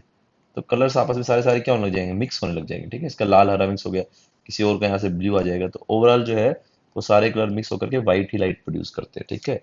अब मैं आगे और नहीं बना रहा हूँ, आगे बढ़ते हैं। The ratio of the ratio of velocity of sound in hydrogen gas to that of helium gas at the same temperature is. ठीक है, तो वेलोसिटी ऑफ साउंड अपन जानते हैं कितना होता है बच्चों, gamma R T by M होता है ना। हमारा लैपलेस करेक्शन से हमें ये मिलता है, एडियाबैटिक से मूव करते हैं। तो हम यहाँ पर दोनों का देखेंगे, तो हाइड्रोजन अपॉन में वेलोसिटी ऑफ आपका हीलियम। ठीक है, तो अपन यहाँ पे एक करके वैल्यू पुट कर देते हैं। टेम्परेचर दोनों के लिए सेम है तो नहीं लिखते, आर भी दोनों के लिए सेम है तो नहीं लिखते, तो गामा ऑफ हाइड्रोजन अपॉन में molar mass of hydrogen upon में गामा ऑफ हीलियम और मोलर मास ऑफ हीलियम। तो गामा ऑफ हाइड्रोजन हमें दे रखा है 7/5, और साथ में हमें गामा ऑफ हीलियम भी दे रखा है 5/3। ठीक है, और हमें यहाँ पे साथ में दे रखा है, हमें मालूम है हाइड्रोजन का मास जो है वो 2 होगा और हीलियम का 4 होगा। ठीक है, तो this will come out as 2 से 2 कट जाएगा, तो ये हमारा √42 बाई जो है वो 25 बनेगा। ठीक है, तो 7 21 तो नहीं, 42/25 है ना, तो 5 बार आएगा, तो ये तो ऑप्शन नहीं आ रहा है, तो यहाँ पर अपने को ये फॉल्स लग रहा है। अच्छा, पिछले वाले का आंसर क्या था कि गिव्स नो स्पेक्ट्रम, तो ट्रू है ना, तो 28 का ट्रू और 29 का फॉल। चेक कर लेते हैं अपन, 28 का ट्रू, 29 का फॉल, 28 का ट्रू, 29 का फॉल्स। ठीक है, तो हमारे ऑप्शन जो है वो दोनों करेक्ट हो गए। आगे बढ़ते हैं अब। ये हमें अब हमारे डिस्क्रिप्टिव क्वेश्चंस आ गए हैं थोड़े से, है ना। ये हमें दे रखा है कि एक सोनोमीटर वायर है। ठीक है, थोड़ा सा यहाँ पर हमें एक्सप्लेन करके लिखना है। एक सोनोमीटर वायर, उसके अंदर टेंशन दे रखी 64 न्यूटन। ठीक है, और ये फंडामेंटल टोन में वाइब्रेट कर रही है एक ट्यूनिंग फोक के साथ, तो मतलब ट्यूनिंग फोक और इसका फ्रीक्वेंसी क्या होगा, सेम होगा। ठीक है, फिर इस जिसका लेंथ 10 सेंटीमीटर वायर का और मास 1 ग्राम है, हमें ये जो है ट्यूनिंग फोक को हम दूर ले जाते हैं बाद में। ठीक है, और एक कांस्टेंट स्पीड से मूव कराते हैं, जो ऑब्जर्वर सोनोमीटर के वायर के पास खड़ा हुआ है। अब ये तो, इसको तो हमने वाइब्रेट करा दिया है ना, ये तो ट्यूनिंग फोक वाली फ्रीक्वेंसी से वाइब्रेट कर रही है ना, और ट्यूनिंग फोक जो है हमारा दूर भाग रहा है। ठीक है, तो इस ऑब्जर्वर को डॉपलर के कारण क्या होगा, उसका फ्रीक्वेंसी कुछ डिक्रीज करता हुआ फील होगा। ठीक है, और जो दोनों का जो डिफरेंस होगा उससे उसको बीट सुनाई देगी। बीट का फ्रीक्वेंसी दे रखा है 1, और स्पीड जो है वो एयर में 300 है, तो अपने से पूछा गया बेसिकली कि इस ट्यूनिंग फोक का फ्रीक्वेंसी कितना था। ठीक है, तो अपन करते हैं। तो अगर ये फंडामेंटल मोड के अंदर वाइब्रेट करवा रहा था इसको, स्ट्रिंग को, तो अपन बोल सकते हैं बच्चों कि इसका जो फ्रीक्वेंसी है वो ट्यूनिंग फोक का वो V/2L था। ठीक है, V का वैल्यू भी निकाल सकते हैं। V हमें T/म्यू से निकल जाएगी, है ना। T का वैल्यू 64 है, और म्यू का वैल्यू कितना होगा, म्यू का वैल्यू अपन यहाँ से निकाल सकते हैं 1/1000, क्योंकि 1 ग्राम है, और लेंथ 10/100, तो ये 2 जीरो से 2 जीरो कट गए, तो म्यू का वैल्यू आ गया 1/100। दिस विल बी 100, ये हमारा वेलोसिटी आ गया। ठीक है, अपॉन में 2, लेंथ का वैल्यू 10/100, तो कितना आ जाएगा यहाँ से बाहर हम निकालेंगे तो 8 इंटू में 10, 80 बाहर आएगा, and that will be 10 into में 2, यानी कि 400। तो 400 आपका जो है फ्रीक्वेंसी था ट्यूनिंग फोक का। ठीक है, और हमसे पूछा गया, स्पीड पूछा गया हमसे ना, मैंने फ्रीक्वेंसी शायद बोल दिया था क्वेश्चन में, हमसे स्पीड पूछा गया ट्यूनिंग फोक का, जिससे वो दूर जाएगा, जिससे उसको बीट फ्रीक्वेंसी 1 सुनाई दे। ठीक है, तो अब हमारा क्या होगा, यहाँ पर ये ट्यूनिंग फोक जो है वो दूर जाएगा, तो इसका फ्रीक्वेंसी डिक्रीज कर जाएगा। ठीक है, सोनोमीटर 400 से वाइब्रेट कर रही है, तो इसका फ्रीक्वेंसी कितना हो जाना चाहिए, हम जानते हैं F1 - F2 कितना होता है, beat frequency, which is given as 1। ठीक है, तो हमारा सोनोमीटर तो 400 है, तो इसका हमारा जो फ्रीक्वेंसी ट्यूनिंग फोक का, दैट शुड बिकम 399। ठीक है, कई लोग आर्ग्यू करेंगे सर 401 भी तो हो सकता है, बट वो दूर जा रहा है ना ऑब्जर्वर से, तो इसलिए उसका जो फ्रीक्वेंसी है दैट शुड डिक्रीज। ठीक है, तो यहाँ पे हम जानते हैं कि ट्यूनिंग फोक का हमें फ्रीक्वेंसी मिल गया 399। ठीक है, अब हमसे पूछा कि स्पीड जो है वो कितना होना चाहिए, तो हम जानते हैं यहाँ पर फ्रीक्वेंसी डॉपलर में ये होती है F0, और ये V ऑफ साउंड, और ऊपर जो फॉर्मूला होता है आप लोग मेरे ख्याल से अवेयर ही होंगे। ठीक है, ये साउंड वेव का फॉर्मूला है। ठीक है, चाहो तो इसको V0 लिख सकते हैं, ये V0 प्लस माइनस ऑब्जर्वर का वेलोसिटी प्लस माइनस सोर्स का, तो साइन ध्यान से हमें रखने होते हैं। ठीक है, तो फ्रीक्वेंसी कितनी ऑब्जर्व करेगा, 399 थी, कितनी 400, स्पीड जो है वो 300 हो गया, 300 हो गया, और यहाँ पर ऑब्जर्वर तो रेस्ट में है, सोर्स का वेलोसिटी क्योंकि सोर्स दूर जा रहा है तो फ्रीक्वेंसी डिक्रीज करेगा, तो डिनोमिनेटर जो है वो इंक्रीज हो जाएगा। इसको मैंने v लिख दिया यहाँ पर, ठीक है। अब मैं यहाँ पर थोड़ा सा बाइनोमियल लगाऊंगा तो कैलकुलेशन ईजी हो जाएगा। 399 बाई 400, और यहाँ से अपन ने 300 कॉमन ले लिया, ऊपर से भी और नीचे से भी, तो दिस विल बिकम, अरे लिखा ही नहीं जा रहा, 1 + v/300, ठीक है। 300 300 कट गया, ठीक है। अगर मैं इसको बाइनोमियली ऊपर ले जाऊंगा, ठीक है, यहाँ पे मैं थोड़ा सा इरेज कर देता हूँ। अरे इसकी बैटरी डाउन होगी, क्या हो गया? नहीं, इसकी कैप थोड़ी सी खुल गई थी, एनीवेज। तो यहाँ पर अपन बोलेंगे कि 399/400, और इसको अगर अपन ऊपर लेंगे और बाइनोमियली एक्सपेंड करेंगे, क्योंकि v का वैल्यू तो बहुत कम होगा ना, क्योंकि फ्रीक्वेंसी में डिफरेंस कोई ज़्यादा नहीं आया है, तो हल्का सा होगा, ठीक है। 1 माइनस में v/300 अपन इसको लिख पाएंगे, तो v/300 कितना हो जाएगा? 1 माइनस में 399/400, यानी कि v/300 हो जाएगा, एलसीएम 400 आएगा, ऊपर 1 बचेगा, तो v का वैल्यू आ जाएगा 3/4, यानी कि 0.75 मीटर पर सेकेंड, ठीक है। तो ये इसका आंसर हो जाएगा। अगले सवाल की ओर चलते हैं बच्चों। अगले क्वेश्चन में दे रखा है कि ये एक स्क्वायर जो है वो लूप दे रखा है, और यहाँ पर हमें जो है एक सर्किट दे रखा है। इसका रेजिस्टेंस हमें दे रखा है, यहाँ पर ये सारे 333 हैं, ठीक है। और इसके अंदर एक करंट फ्लो कर रही है 1 मिली एम्पियर की, ठीक है। Give the direction of current in the loop,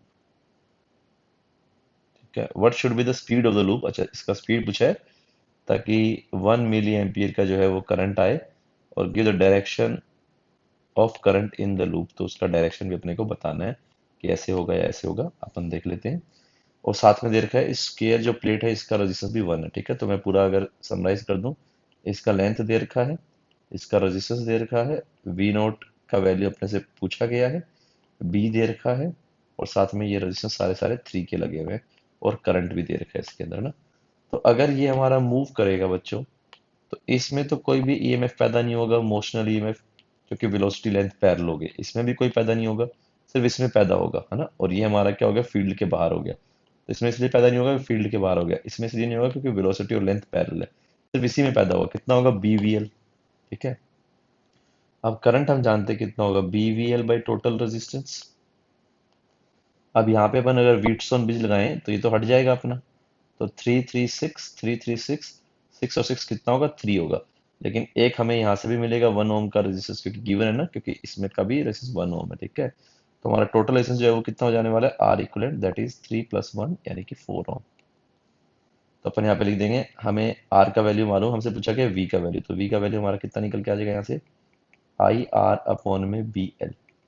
तो आई का वैल्यू हमें दे रखा है 10⁻³ लेंथ का वैल्यू हम बोल पाएंगे 10 centimetre, can be written as 10⁻⁻1। और यहाँ पर आपका ये सॉरी मैंने थोड़ा सा गलत किया शायद, यहाँ पे v का वैल्यू IR/बी एल होगा, ठीक है, चलो गलत नहीं। IR ऊपर लिखा था ना मैंने, यहाँ पे लेंथ ऊपर लिख दिया, तो आर का वैल्यू कितना है बच्चों? 4 अपॉन में बी का वैल्यू कितना दे रखा है? 2 × 2 दे रखा है, ठीक है। और ये हो गया 10⁻⁻1, तो ये हो जाएगा 2 × 10⁻², यानी कि हमारा यहाँ पर जो वेलोसिटी है दैट शुड बी 0.02 मीटर पर सेकेंड, ठीक है। अब इस क्वेश्चन ने पूछा डायरेक्शन भी दो करंट का, तो अपन ईएमएफ का डायरेक्शन देख लेते हैं ना। तो ईएमएफ का डायरेक्शन आप लोग जानते होंगे कि जिस डायरेक्शन में फोर्स लगता है उस तरफ पॉजिटिव बनता है। तो अगर वेलोसिटी ऐसा है, बी अंदर की तरफ है, तो अगर क्रॉस प्रोडक्ट करेंगे तो ऊपर पॉजिटिव बनेगा ना, तो ऐसा बनेगा, ऐसा ऐसा बनेगा ईएमएफ, ऐसा थोड़ा लाल से बना देता हूँ, ऐसा। तो यहाँ से हमारा करंट ऐसे फ्लो करेगा, ऐसे जाएगा, ठीक है। तो ये हमारा डायरेक्शन हो जाएगा, यू कैन से क्लॉकवाइज इसके अंदर। और आंसर अपन चेक कर लेते हैं, 0.02 क्लॉकवाइज, ठीक है। आगे बढ़ते हैं। अगला क्वेश्चन नंबर 32 में हमसे क्या बोला गया है कि एक ब्लॉक है मास m का, है ना, और ये इसमें रेस्ट कर रहा है, इसका रेडियस r है, मास स्मॉल m है, इसको रिलीज किया गया है, फ्रिक्शनलेस ट्रैक है। तो पूछा surrender how far has the block move, block कितना मूव करेगा जब सिलेंडर बॉटम पर पहुंचेगा, यहाँ पर पहुंचेगा। And how fast is the block moving when cylinder reaches the bottom of the track. तो ब्लॉक का डिस्प्लेसमेंट भी बताना है और ब्लॉक का वेलोसिटी बताना है एट द टाइम जब आपका ये सिलेंडर यहाँ पर पहुंच जाएगा। ठीक है, तो हम करने की कोशिश करते हैं, देखो जरा। तो इसमें हम क्या करेंगे, इसमें हम बोलेंगे कि अगर मैं इन दोनों को एक सिस्टम बना लेता हूँ, ठीक है, अगर मैं इस पूरे एक सिस्टम बना लेता हूँ, तो सिस्टम पर हम बोलेंगे एक्सटर्नल फोर्स कोई है नहीं हॉरिजॉन्टल डायरेक्शन में। ठीक है ना, एक नॉर्मल है इनके बीच का, वो इंटरनल हो गया है। और साथ में पर हम बोलेंगे यूसीएम भी जीरो था हॉरिजॉन्टल में, तो इसका मतलब डेल्टा आरसीएम भी क्या हो जाएगा, जीरो हो जाएगा। ठीक है, तो यानी कि सेंटर ऑफ मास डिस्प्लेस नहीं करेगा। तो हम मान लेते हैं कि ये आगे एक्स मूव कर गया जब ये यहाँ से यहाँ आया।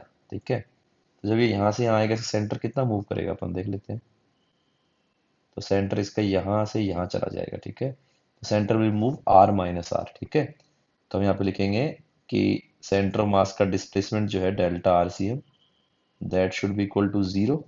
और ये होगा कैपिटल एम एक्स और स्मॉल, है ना, और स्मॉल ये मूव किया आर माइनस आर, तो इसके रिस्पेक्ट में मूव किया है, और ये खुद एक्स मूव किए।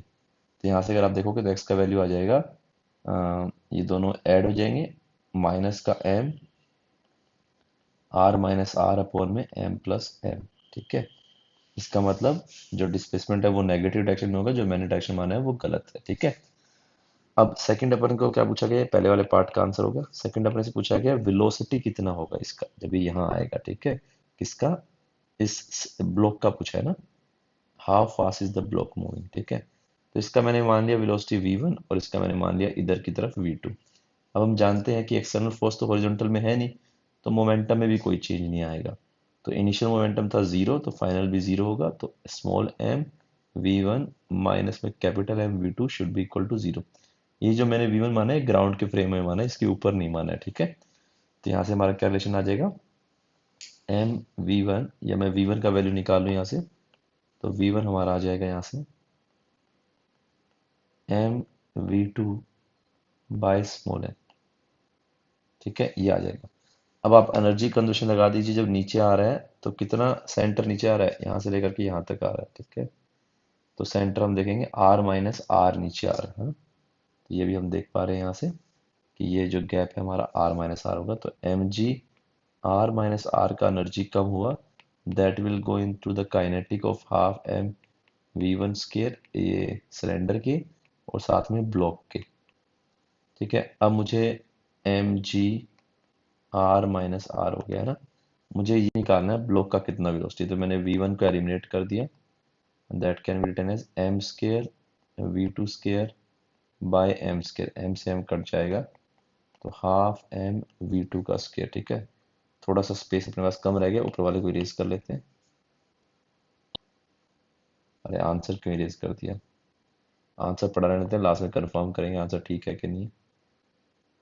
चलो अब देखो जरा यहाँ पर, तो ये हम M G R minus R is equal to, मेरा हाफ कॉमन आ गया, v2 का स्केयर भी कॉमन आ गया, है ना, और साथ में एक m भी कॉमन आ गया। तो पीछे बच जाएगा ये, यहाँ से तो 1 बचेगा और यहाँ से बच जाएगा m बाई एम। ठीक है, तो यहाँ से अपन बोल पाएंगे v2 का वैल्यू कितना आ जाएगा, 2 mg r minus R upon में 1 प्लस m बाय m का अंडर रूट। ये आपका v2 का वैल्यू निकल करके आ जाएगा। यही निकाला था मेरे ख्याल से, दोनों आंसर अपन चेक कर लेते हैं, मोटा मोटा अंदाजा ले लेते हैं ठीक है या नहीं है।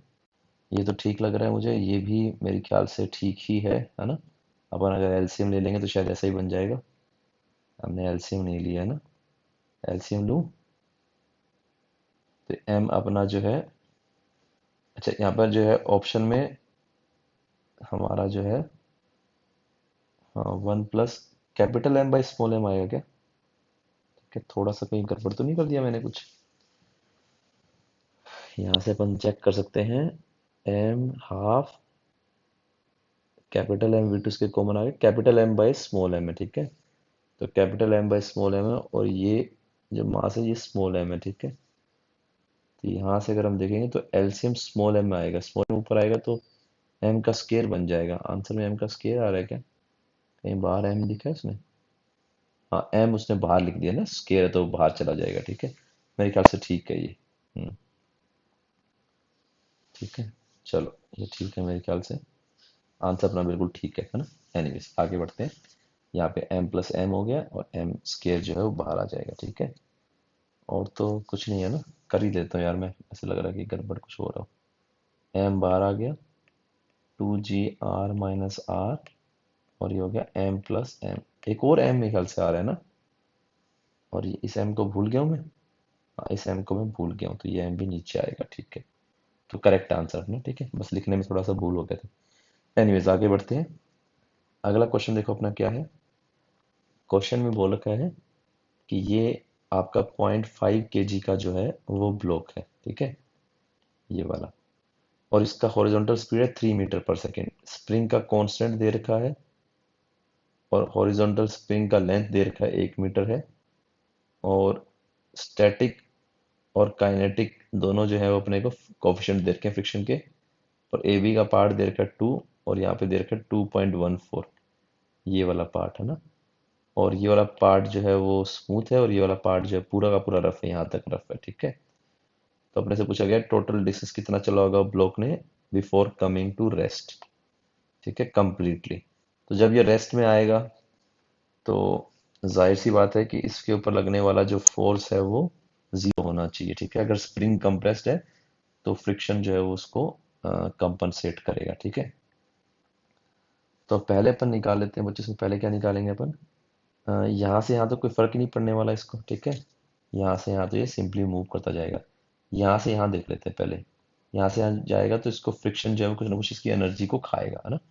फ्रिक्शन कितना एनर्जी खाएगा इसका, म्यू एम जी एक्स, है ना। म्यू एम जी का फोर्स हो गया, और म्यू काइनेटिक यहाँ पे लिखेंगे। इतना एनर्जी फ्रिक्शन खा जाएगा यहाँ से यहाँ जाने में। म्यू का वैल्यू कितना है, अगर काइनेटिक लग रहा है तो 2/10। मास का वैल्यू कितना है 0.5 kg, तो 1/2। जी का वैल्यू 10, ठीक है। और एक्स का वैल्यू यहाँ से यहाँ कितना है, ये है 2.14। तो 10 से 10 कट गया, 2 से 2 कट गया, तो 2.14 का एनर्जी ये खा जाएगा फ्रिक्शन। और था कितना एनर्जी, हाफ। एम का वैल्यू 1/2, वेलोसिटी थी 3, तो 3 का स्केल यानी कि 9/4, यानी कि 2.25, ठीक है। तो एनर्जी रिमेनिंग जो है वो कितना रह गया, energy remaining that is 2.25 minus में 2.14, तो कितना रह गया एनर्जी रिमेनिंग हमारा, 0.11 रह गया, ठीक है। अब इसको लेकर के आगे बढ़ेगा, ठीक है। तो देखते हैं जब ये रुकेगा इसका वेलोसिटी जीरो होगा, क्योंकि जब तक वेलोसिटी जीरो नहीं होगा तब तक तो रेस्ट में आने से रहा। तो वेलोसिटी जीरो होगा तो स्प्रिंग का क्या हालत है, स्प्रिंग किस कंडीशन में है ना। तो हम यहाँ पर अब लगाने वाले हैं इसमें और इसमें। एनर्जी कंजर्व तो नहीं बोलूंगा, एनर्जी का हिसाब किताब कर रहे हैं, ठीक है। एनर्जी थी कितनी, 0.11 का एनर्जी रिमेनिंग है, ठीक है। अब ये कहाँ कहाँ जाएगा, mu M G X plus में हाफ के एक्स स्केयर के अंदर जाएगा, ठीक है। तो 0.11, म्यू का वैल्यू 1/0.2 है ना। म्यू का वैल्यू कितना है 0.2, तो 2/10 यानी कि 1/5। मास का वैल्यू 1/2 इंटू में जी एक्स प्लस में हाफ के का वैल्यू 2x²। तो यहाँ से अपन बोल पाएंगे 0.11 इज x प्लस x²। तो यहाँ से अपन बोल पाएंगे x² plus x minus 0.11 is equal to 0। x का वैल्यू आ जाएगा -1 प्लस माइनस 1 प्लस में 0.44 अपॉन में 2। तो x का वैल्यू आ जाएगा -1 प्लस माइनस ये 1.44 यानी कि 1.2/2। नेगेटिव तो इग्नोर कर दूंगा, तो x का वैल्यू आ गया यहाँ से 0.2/2, यानी x का वैल्यू 0.1 आ गया, ठीक है। तो जब हमारा ये ब्लॉक पहली बार रेस्ट में आएगा, इसका वेलोसिटी जीरो होगा, तो स्प्रिंग का जो है वो हमारा एक्सटेंशन अपना जो है वो कितना होगा, स्प्रिंग में कंप्रेशन कितना होगा 0.1 होगा। तो स्प्रिंग कितना फोर्स लगा रहा होगा, के एक्स का फोर्स लगा रहा होगा। के का वैल्यू 2 है और एक्स इसमें कंप्रेशन 0.1 है, तो स्प्रिंग जो फोर्स लगा रहा है वो 2 न्यूटन, 0.2 न्यूटन का लगा रहा है। तो क्या फ्रिक्शन काफी होगा इसको रोकने के लिए। तो अगर अपन देखें फ्रिक्शन को, फ्रिक्शन म्यू का वैल्यू कितना चाहिए, mu M G should be equal to 0.2, ठीक है। तो म्यू का वैल्यू हमें कितना चाहिए, मास है यहाँ पर 1/2 इंटू में 10 इज इक्वल टू 2। तो म्यू का वैल्यू चाहिए हमें यहाँ पर 2 × 4 0.4 के बराबर का चाहिए, ठीक है। इतने का फोर्स हमें चाहिए ना, म्यू एम जी, तभी तो रोक पाएगा वो, नहीं तो रोक ही नहीं पाएगा उसको, ठीक है। मैंने कुछ गलत तो नहीं किया, एक्स का वैल्यू 0.1 है, तो के एक्स कितना हो गया, 0.2 हो गया, ठीक है। तो हमें कितने का म्यू रिक्वायर्ड है, म्यू म्यू हमें म्यू हो गया, मास जो है वो हाफ के जी जो कि 0.5 है, इंटू में जी इज इक्वल टू 0.2 है, सॉरी यहाँ पे माफ करना, 0.2, ठीक है। तो हमें कितने का म्यू रिक्वायर्ड हुआ, 0.04 का म्यू रिक्वायर्ड हुआ, ठीक है। बट अपने पास म्यू है कितना, वो तो 0.2 और 0.22 है ना, तो वो म्यू हमारा सफिशिएंट है। तो ब्लॉक एक बार रेस्ट में आएगा तो कभी ऊपर जा ही नहीं पाएगा, ठीक है। कैलकुलेशन हमने ठीक किया ना, हाँ बिल्कुल ठीक किया है, ठीक है। तो पॉइंट अगर जीरो, हमारा जो म्यू का वैल्यू 0.04 भी होता तो वो भी रोक लेता, बट हमारा तो बहुत ज़्यादा है तो वो आसानी से रोक लेगा, यानी यहाँ पर आएगा और ये परमानेंटली रेस्ट के अंदर ही आ जाएगा ना। तो यहाँ से कितना मूव किया इसने, 2 मूव किया, यहाँ से कितना मूव किया, 2.14, और आगे कितना मूव किया इसने, तो आगे इसने मूव किया है, एक्स का वैल्यू हमारा कितना निकल करके आया है, 0.1। तो टोटल कितना मूव किया इसने, 0.1 ही है ना, हाँ 0.1।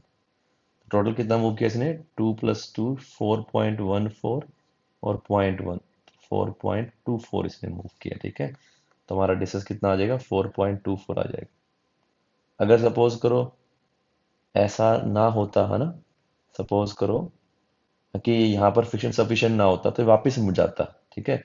फिर अपन दोबारा इसका वेलोसिटी जीरो निकालते कहाँ पर होता, फिर वहां पर स्प्रिंग को एनालाइज करते, अगर स्प्रिंग वहां पर अटैच होता तो, है ना।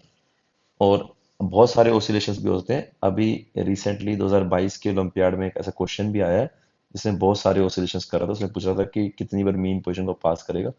तो उसको सोल्व करने का तो तरीका बिल्कुल ही अलग तरीके से अपने को डील करना पड़ेगा उसमें ना, नहीं तो थोड़ा लेंथी हो जाएगा।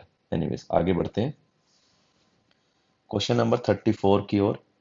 इस क्वेश्चन में क्या बोल रहा है, एक यंग डबल स्लिट एक्सपेरिमेंट है जिसमें हमने एक आगे स्लैब लगा दी है, स्लैब की थिकनेस ये है, उसका रिफ्रैक्टिव इंडेक्स ये है, ठीक है। और हमसे कहा गया है कि मीका की शीट जो हमने लगाई है ग्लास स्लैब, इसको अगर मैं रिमूव कर दूं और स्लिट और स्क्रीन के बीच के डिस्टेंस को डबल कर दूं, तो ऐसा पाया गया है कि दो सक्सेसिव मैक्सिमा के बीच का डिस्टेंस वो सेम होगा जिससे वो शिफ्ट हुआ था जब हमने मीका की शीट लगाई थी, ठीक है। अब देखो क्या कहने की कोशिश कर रहा है क्वेश्चन के अंदर। क्वेश्चन के अंदर ये कह रहा है कि जब भी अपन मीका की शीट लगाते हैं ऐसे करके, या कोई भी एक शीट अगर अपन यूज करेंगे, तो इसके कारण हमारे जो ये मैक्सिमा है ये शिफ्ट हो जाते हैं ना। तो अगर मैं थोड़ा ठीक बनाऊं तो यहाँ पर ऐसे शिफ्ट हो जाएंगे, ठीक है। तो ये जो डिस्टेंस है ये बाद में जब हमने उसका उनके बीच का डिस्टेंस, किसके बीच का डिस्टेंस, स्लिट और स्क्रीन के बीच के डिस्टेंस को डबल कर दिया है, तो दो मैक्सिमा के बीच का जो डिस्टेंस होता है उसके बराबर होगा, ठीक है।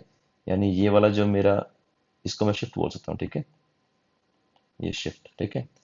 और बाद में जो हमारा बीटा है, भाई दो मैक्सिमा के बीच का डिस्टेंस क्या होता है, दो मैक्सिमा के बीच का डिस्टेंस वो तो बीटा ही होता है ना, फ्रिंज विड्थ होती है lambda D by D. But क्योंकि तुमने डी को डबल कर दिया है तो हम बोलेंगे 2 λ d/d हो जाएगी नई जो हमारी फ्रिंज विड्थ है, ठीक है। तो ये फ्रिंज विड्थ हमारी इस शिफ्ट के बराबर है, ये एग्जामिनर ने दे रखा है, ठीक है। अब हम जानते हैं शिफ्ट हमारा कितना होता है, तो यहाँ पर अपन जानते हैं कि शिफ्ट का वैल्यू अपना होता है म्यू -1 इंटू में टी, ठीक है, इंटू में d/d। ये हमारा शिफ्ट का फॉर्मूला होता है, ठीक है। मेरे ख्याल सबको मालूम होगा कि ग्लास स्लैब के आने के कारण इतना एडिशनल पाथ उसको चलना पड़ता है, ठीक है। तो एडिशनल पाथ जहाँ चलना पड़ता है तो शिफ्ट का ये फॉर्मूला निकल करके आता है। होपफुली आप लोगों को मालूम होगा ये, ठीक है। नहीं मालूम होगा तो कमेंट में डाल देना, अपन बता देंगे। Mu -1 T d/d is equal to 2 λ d/d। तो d/d से d/d कट गया तो लैम्डा का वैल्यू कितना आ गया यहाँ से, म्यू -1 इंटू में t/2 आ गया, ठीक है। तो म्यू का वैल्यू कितना दे रखा है, 1.6, तो माइनस करोगे 1 तो कितना हो जाएगा, 0.6 इंटू में 1.964 माइक्रोमीटर है, डिवाइडेड बाई 2, ठीक है। तो ये बेसिकली 0.3 से अपने को मल्टीप्लाई करना है, 1.96 माइक्रोमीटर। तो तीनों पॉइंट ला देता हूँ, बल्कि एक एडिशनल इसको 10 भी दे देता हूँ, ठीक है। तो कितना बन जाएगा, 196 इंटू में 30 बन जाएगा, और ये हो जाएगा एंगस्ट्रॉम, क्योंकि आंसर शायद एंगस्ट्रॉम के अंदर है। तो 196 इंटू में 3, दैट विल बी 6 3 18, और 9 3 27, 28, 3 1 3 5, तो 5 8 है ना, 6 6 3 18, 1 कैरी, 9 27, 8 2 कैरी, 5880 एंगस्ट्रॉम हो गया। ठीक है, देखिए आंसर ये आ रहा है कि नहीं आ रहा। 58 अपना आ रहा है 5892 आ रहा है इसका ना, और अपना कितना आ रहा है 5880। कोई गड़बड़ तो नहीं कर दिया? अच्छा ये 4 भी था, इसको मैं भूल गया हूँ, सॉरी सॉरी, माफ करना। तो यहाँ पे 4 भी आएगा। ठीक है, तो 1964। ठीक है, तो ये 64 भी था ना यहाँ पे, इसको अपन भूल गए। तो यहाँ पर हमारा क्या हो जाएगा, फिर आंसर तुम सारे जानते हो कि हल्का सा इंक्रीज हो जाएगा, है ना। तो आंसर वही आएगा, आराम से कैलकुलेट कर लेना, कोई दिक्कत नहीं है ना। तो यहाँ पर मैं इसको लिखूंगा 1964 इंटू में 3, और ये 5892 एंगस्ट्रॉम बनने वाला एग्जैक्ट। देख लो 4 3 12 है ना, तो नजर भी आ रहा है अपने को। ठीक है, समझ में आ गया? ये मेरे ख्याल से इजी पीजी है, ये आसानी से समझ में आ जाएगा आपको ना। चलो आगे बढ़ते हैं अगले क्वेश्चन की ओर। तो नेक्स्ट क्वेश्चन में हमें प्लैंक्स कांस्टेंट की वैल्यू निकालने के लिए बोली गई है। हमें दो सिनेरियो दे रखे हैं। वेवलेंथ 8000 एंगस्ट्रॉम जब है, तो जो इलेक्ट्रॉन निकलता है उसका काइनेटिक एनर्जी 1.8 है। जब आपने वेवलेंथ जो है वो कम कर दी, यानी कि एनर्जी बढ़ा दी, तो जो इलेक्ट्रॉन निकलता है उसका एनर्जी बढ़ जाता है ना। तो हमसे पूछा प्लैंक कांस्टेंट का वैल्यू क्या होगा। वैसे तो अपन जानते हैं प्लैंक कांस्टेंट का वैल्यू 6.6 इंटू 10⁻34 होता है SI यूनिट्स। बट क्योंकि सब्जेक्टिव पेपर आपको निकाल करके दिखाना, और अगर ऑब्जेक्टिव भी होता है तो वो ऑप्शन बहुत पास पास रखते हैं, तो भी आपको निकालना ही पड़ता है। ठीक है, तो सीधा रट करके काम नहीं चलता, अगर ऑब्जेक्टिव होगा तो भी आपको निकालना ही पड़ेगा, क्योंकि ऑप्शन बहुत पास पास रख देंगे, है ना। 6.61 कर देंगे, 6.63 कर देंगे, इस तरह से। ठीक है, खैर अपन करते हैं। तो अगर अपन आइंस्टाइन का इक्वेशन यूज करते हैं, hc/λ इज 5 प्लस में काइनेटिक एनर्जी मैक्स, तो अपन इस दोनों वेवलेंथ के लिए उसको अप्लाई करेंगे। तो पहले आ जाएगा hc अपॉन में 8000 एंगस्ट्रॉम। ठीक है, इज इक्वल टू 5 प्लस में काइनेटिक एनर्जी कितनी है, 1.8 electron volt. This is equation number 1। दूसरे में hc अपॉन में 700 angstrom is equal to 5 plus में दूसरे में एनर्जी जो है 4 इलेक्ट्रॉन वोल्ट की है। ठीक है, इक्वेशन नंबर 2 हो गया। अगर आपको फाई निकालना होता तो आप डिवाइड कर देते हैं यहाँ पे। ठीक है, बट आपको एच निकालना है तो आप माइनस कर दोगे। तो मैं ये छोटा ये बड़ा टर्म है, इसमें से जो है पहले वाला माइनस कर देता हूँ, सेकेंड -1 मैंने किया। तो एच सी आपका कॉमन आ गया, और आपका एलसीएम बन गया 1/700 माइनस में 1/800। ठीक है, और ये आपका आ गया 2.2 इलेक्ट्रॉन वोल्ट। ठीक है, तो H इंटू में C, यहाँ से अगर आप एलसीएम लोगे तो 5600, और 8 में 7 गया 1, तो ये ऊपर भी एंगस्ट्रॉम होगा, नीचे एंगस्ट्रॉम का स्केयर होगा। ठीक है, तो एक एंगस्ट्रॉम यहाँ से आपका कैंसिल आउट हो जाएगा। ठीक है, दिस इज 2.2 इलेक्ट्रॉन वोल्ट। तो यहाँ से आपका H का वैल्यू आ जाएगा 2.2, इलेक्ट्रॉन वोल्ट का वैल्यू रखेंगे 1.6 इंटू 10⁻−19, ये हो जाएगा 5600 इंटू में 10⁻−10, है ना, एंगस्ट्रॉम है। और नीचे आ जाएगा C विच इज 3 इंटू 10⁸8।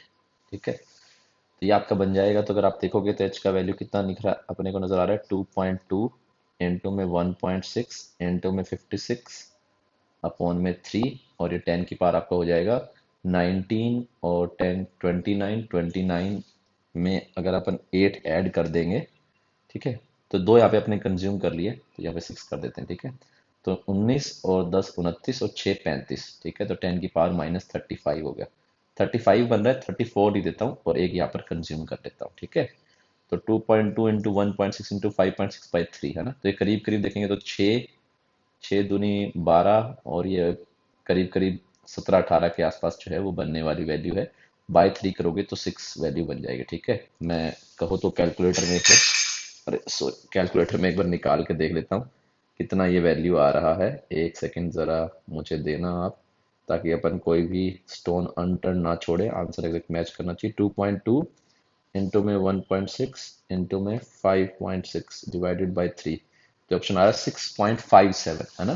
तो 6.57 अगर 2 डेसिमल पे लिखेंगे तो 6.6 इंटू 10⁻−34 अपन लिख पाएंगे। ठीक है, तो अगर ऑप्शन ऐसा होता 6.57 वाला, तो अपन वो वाला टिक करते। ठीक है, तो कई बार कांस्टेंट की वैल्यू पूछता है, तो जो गिवन आपका डाटा है उसके अकॉर्डिंग आपको निकालनी होती है। ऐसे पहले रटी जो है इन्फॉर्मेशन उसको नहीं चिपकाना होता, ठीक है। कई बार जैसे एरर वेरर में जी का वैल्यू पूछ लेता है, तो ऐसे नहीं है कि 9.8 टिक करके आ जाओगे ना, वहाँ पे 9.81 भी ऑप्शन हो सकता है, 9.83 भी हो सकता है, और कोई भी वैल्यू मैच कर सकती है, ठीक है। तो आपको निकालना होता है कॉन्स्टेंट्स का वैल्यू भी। एनीवेज, आगे बढ़ते हैं क्वेश्चन नंबर 36 की तरफ। इसमें क्या कहा गया है कि एक मोल है, 1 ग्राम मोल ऑफ ऑक्सीजन, यानी 1 मोल ऑफ ऑक्सीजन ही है, ठीक है। 27 डिग्री सेल्सियस पर और एटमॉस्फेरिक प्रेशर के अंदर एनक्लोज कर दिया गया है, ठीक है। ये एज्यूम करना है कि मॉलिक्यूल्स जो है वो वीआरएमएस स्पीड से मूव कर रहे हैं। तो कितने कोलिजन्स जो है पर सेकेंड ये पर मीटर एरिया से जो है वो वेसल के करेगा, ये अपने से सवाल पूछा गया है। सेकंड वाले सवाल में बाद में आएंगे, पहले पहले वाला सवाल करते हैं। तो अपने से क्या पूछा गया है कि ये per unit area per unit time कितने कोलिजन्स जो है वो बना रहा होगा गैस का मॉलिक्यूल, ठीक है। तो मैंने जो वेसल है उसका एक ये सरफेस ले लिया है, और उसे मैं यूनिट एरिया पे थोड़ी देर में काम करूंगा। अभी तो मैंने यूनिट एरिया नहीं लिया है, ठीक है। अभी तो मैंने ये वेसल ले लिया, ठीक है। अब हम जानते हैं change in momentum in one collision कितना होता है। अगर वो इलास्टिक कोलिजन अगर अपने ज्यूम करते हैं तो जितने से जाएगा उतने से वापस आएगा, ठीक है। तो जाने का मोमेंटम mv, आने का -mv, तो चेंज मोमेंटम कितना हो जाएगा, two mass of molecule M naught, मतलब यहाँ पर अपन लिखते रहेंगे एम नोट, यहाँ पर क्या है, मास ऑफ वन मोलिक्यूल है, मास ऑफ वन मोलिक्यूल, ठीक है। टू एम नोट है ना, यहाँ पर अपना ये हो गया, और अपन साथ में यहाँ पर क्या लिख देंगे, टू एम नोट, और ये अपन लिख देंगे वी आर एम एस, ठीक है। उसने बोला था ना कि एज्यूम करो V R M S move कर रहा है। तो ये चेंज इन मोमेंटम आ गया एक कोलिजन के अंदर, ठीक है। अब हम जानते हैं फोर्स हमारा क्या होता है, चेंज इन मोमेंटम, ठीक है, अपॉन में टोटल टाइम होता है, ठीक है। तो अपन ये मान लेते हैं कि यूनिट टाइम में, है ना, अपन कितना मोमेंटम चेंज हो रहा है। तो एक मोमेंटम, एक कोलिजन में इतना मोमेंटम चेंज हो रहा है, तो अपने को क्या क्या निकालना पड़ेगा, यूनिट टाइम में कितने कोलिजन्स हो रहे हैं, ठीक है। तो मैंने टाइम का वैल्यू 1 रख दिया, ठीक है। डेल्टा पी मैंने वैसे ही रखा, और यहाँ पर मैंने मल्टीप्लाई कर दिया एक टर्म से जिसको मैं N1 बोल रहा हूँ। और ये N1 क्या है, number of collision, number of collision in 1 second, ठीक है। इसको मैंने N1 बोल दिया, तो ये मेरा फोर्स निकल करके आ गया। अब अगर मैं दोनों साइड इसको एरिया से डिवाइड कर दूंगा तो फोर्स, तो ये प्रेशर बन जाएगा, फोर्स बाय एरिया, ठीक है। तो ये डेल्टा पी अपॉन में 1 था सेकेंड, ठीक है। और ये हो जाएगा N1 बाय एरिया, ठीक है। N1 क्या था, number of collision in 1 second, by area कर देंगे तो क्या हो जाएगा, यूनिट एरिया में कितने कोलिजन हो रहे हैं पर सेकेंड, जो कि अपने को निकालना है, ठीक है। तो ये टर्म जो है वो मेरा जो बनने वाला है, इसको मैं आगे लिख देता हूँ, चलो ऐसे करते हैं अपन। तो पी का वैल्यू यहाँ पे हो जाएगा delta P which is change in momentum, जिसका वैल्यू रख देता हूँ कितना है, two M naught V R M S, ये हमारा delta P change in momentum का वैल्यू, ठीक है। This is nothing but delta P, ठीक है। ये मोमेंटम है, प्रेशर नहीं है, ध्यान रखना, ठीक है। मोमेंटम, तो इसलिए मैं आगे पी को कैरी नहीं कर रहा हूँ, क्योंकि दो दो पी हो जाएंगे तो कंफ्यूजन हो जाएगी, ठीक है। तो ये पी हमारा प्रेशर का है, ये delta P change in momentum का था, तो मैंने उसको इस फॉर्मेट में लिख दिया, ठीक है। अब N1 बाई ए को आप स्मॉल एन लिख सकते हो, ठीक है। N1 बाई ए या स्मॉल एन, ये दोनों ही हमारे क्या हो जाएंगे, basically number of collision per unit area per unit time या पर यूनिट सेकेंड, ये अपने को पूछा गया है, ठीक है। नंबर ऑफ कोलिजन पर सेकेंड पर यूनिट एरिया, ठीक है। तो यानी मैं इसको एन निकालने के लिए बोला गया, तो एन का वैल्यू कितना हो जाएगा, प्रेशर अपॉन में two M naught V R M S, ठीक है। तो यहाँ से हम जो है प्रेशर को तो प्रेशर लिखने देंगे, अपने को प्रेशर गिवन है, जो जो गिवन है उसको रख लेते हैं, प्रेशर अपने को गिवन है, ठीक है। एटमॉस्फेरिक प्रेशर है। मोलर मास अपने को मालूम है क्योंकि ऑक्सीजन का मॉलिक्यूल है, तो अपन पहले, ये था मास ऑफ मॉलिक्यूल, इसको कन्वर्ट कर लेते हैं, तो अपन लिखेंगे यहाँ पर कि जो मोलर मास होता है वो एक मोल के अंदर मास होता है, ठीक है। तो अगर एक मॉलिक्यूल का मास एम नोट है तो एक मोल में टोटल एवोगैड्रो नंबर के बराबर मॉलिक्यूल होंगे, ठीक है। तो टोटल जो मास है एक मोल का वो ये कहलाएगा, कैपिटल है ना, तो mass of one molecule into में एवोगैड्रो मोलर मास बन जाएगा ना। तो अपन यहाँ पे लिखेंगे 2, और मास ओवर मोलिक्यूल कितना हो जाएगा, एम अपॉन में Avogadro number which is nothing but Na, ठीक है। और यहाँ पे आएगा V R M S is nothing but 3RT/n, ठीक है। तो यहाँ पर ऐसे हो गया, तो ये हो गया P अपॉन में 2, ठीक है। ये आपका Na हो गया है, और ये आपका बन जाएगा 3RT/m, m अंदर चला जाएगा, ठीक है। तो अपन इसको थोड़ा सोल्व कर लेते हैं यहाँ पर, ठीक है।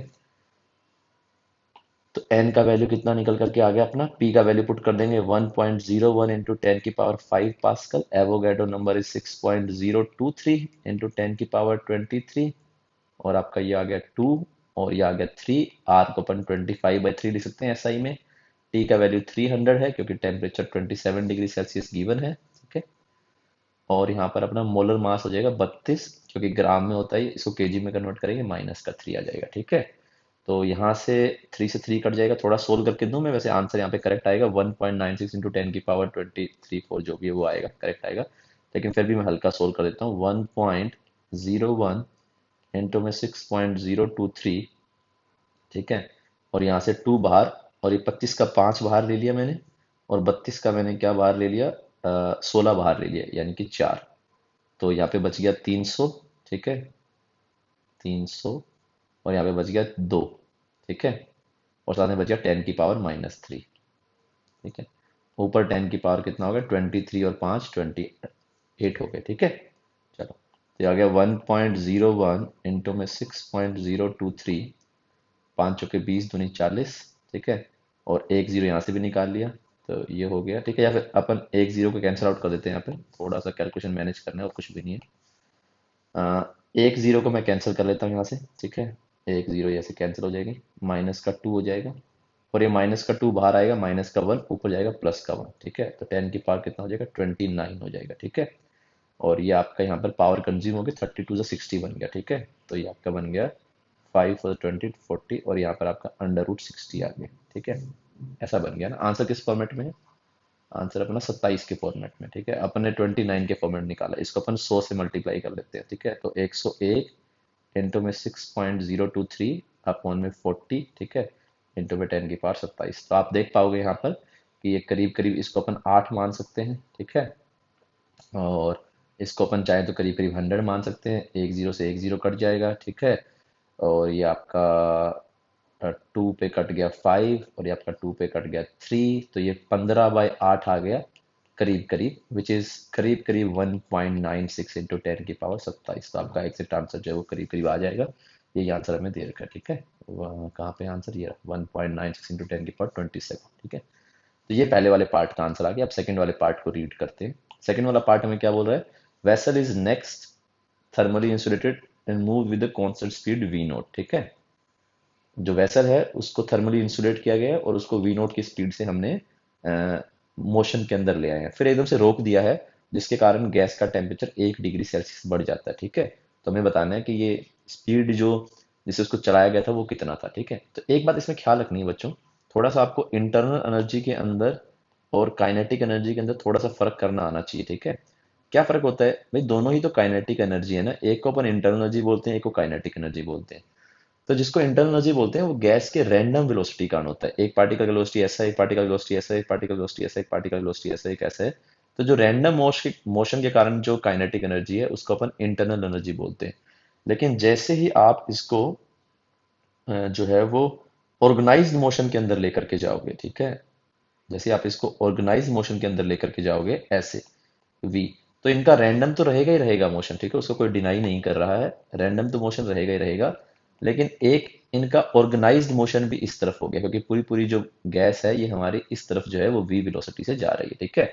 तो जब ये रुक जाएगा एकदम से, तो जो ऑर्गेनाइज मोशन है वो भी रैंडम मोशन के अंदर चला जाएगा। तो यानी कि जो ऑर्गेनाइज मोशन की कोरस्पॉन्डिंग एनर्जी थी, जिसको अपन काइनेटिक एनर्जी बोलते हैं, which is nothing but half M, M यहाँ पर मैं टोटल मास ऑफ गैस ले लेता हूँ, ठीक है, हाफ मास ऑफ गैस, ठीक है, इनटू में वी नोट का स्केयर।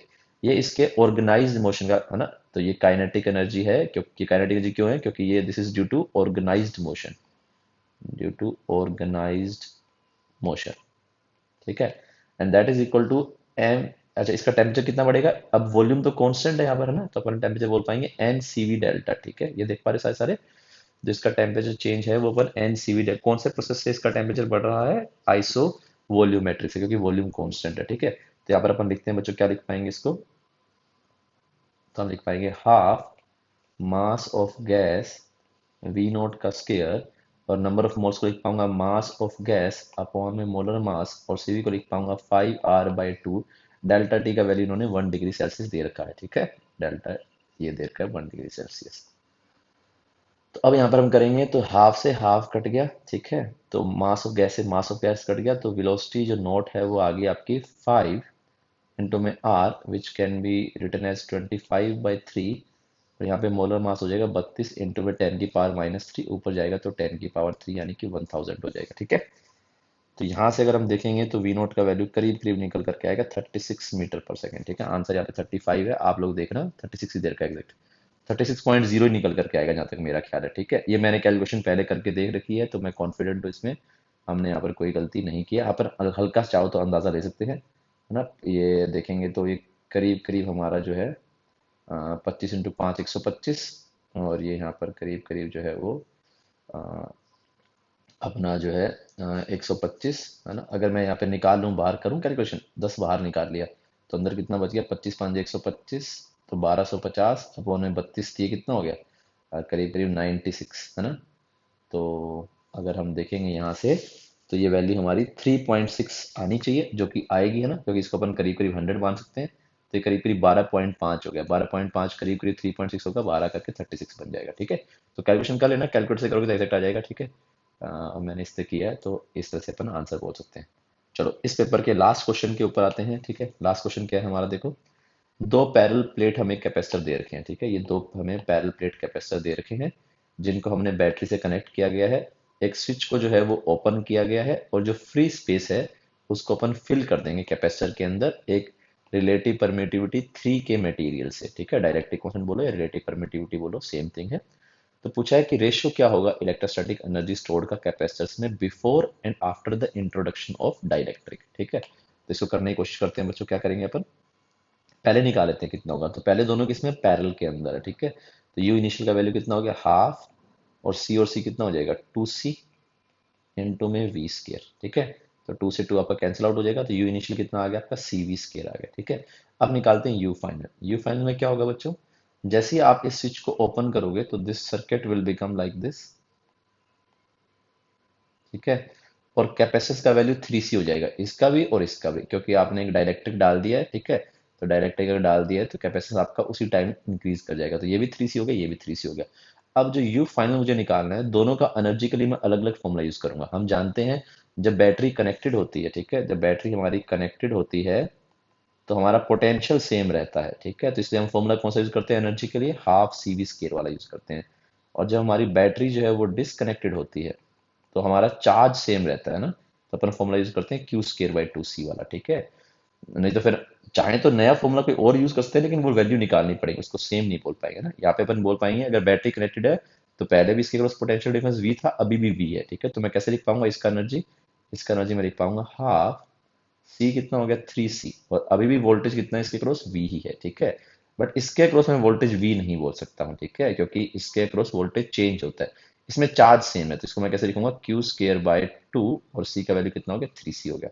तो यू फाइनल का वैल्यू कितना हो गया अपना 3/2 सी वी स्केयर, और क्यू का वैल्यू जो पहले था वही है, तो पहले कितना था सी वी था। ठीक है, तो अभी भी सी वी ही होगा। ठीक है, तो सी स्केयर वी स्केयर अपॉन में 6c। ठीक है, तो कैंसिल आउट हो जाएगा, दिस विल बिकम 3/2 प्लस 1/6, और ये क्या हो गया सी वी स्केयर। ठीक है, तो आपने एलसीएम लिया 6, ये बन जाएगा आपका 3 3 9 और 1 10, तो 10 सी वी स्केयर हो जाएगा यू फाइनल का वैल्यू। ठीक है, इसको अपन अलग कर लेते हैं, ये वाली बात मैंने बताई दी, तो इसको मैं इजी कर देता हूँ। ठीक है, चलो, तो यहाँ से अपन अगर दोनों का रेशियो लेंगे बच्चों, तो U initial by U final लेना है, क्या रेशियो किसका लेना है, find the ratio energy stored in capacitor before, before यानी कि यू इनिशियल और फाइनल, तो ये हो जाएगा सी वी स्केयर अपॉन में 10 C V square by 5, C V square cut जाएगा 5/10 यानी कि 5 बाई नहीं सॉरी 6/10 है, 6/10 यानी कि कितना हो जाएगा 3/5 हो जाएगा। ठीक है, तो ये आपका आंसर हो जाएगा 37 का 3/5। ठीक है, तो मेरे ख्याल से ये पेपर हमारा ख़त्म होता है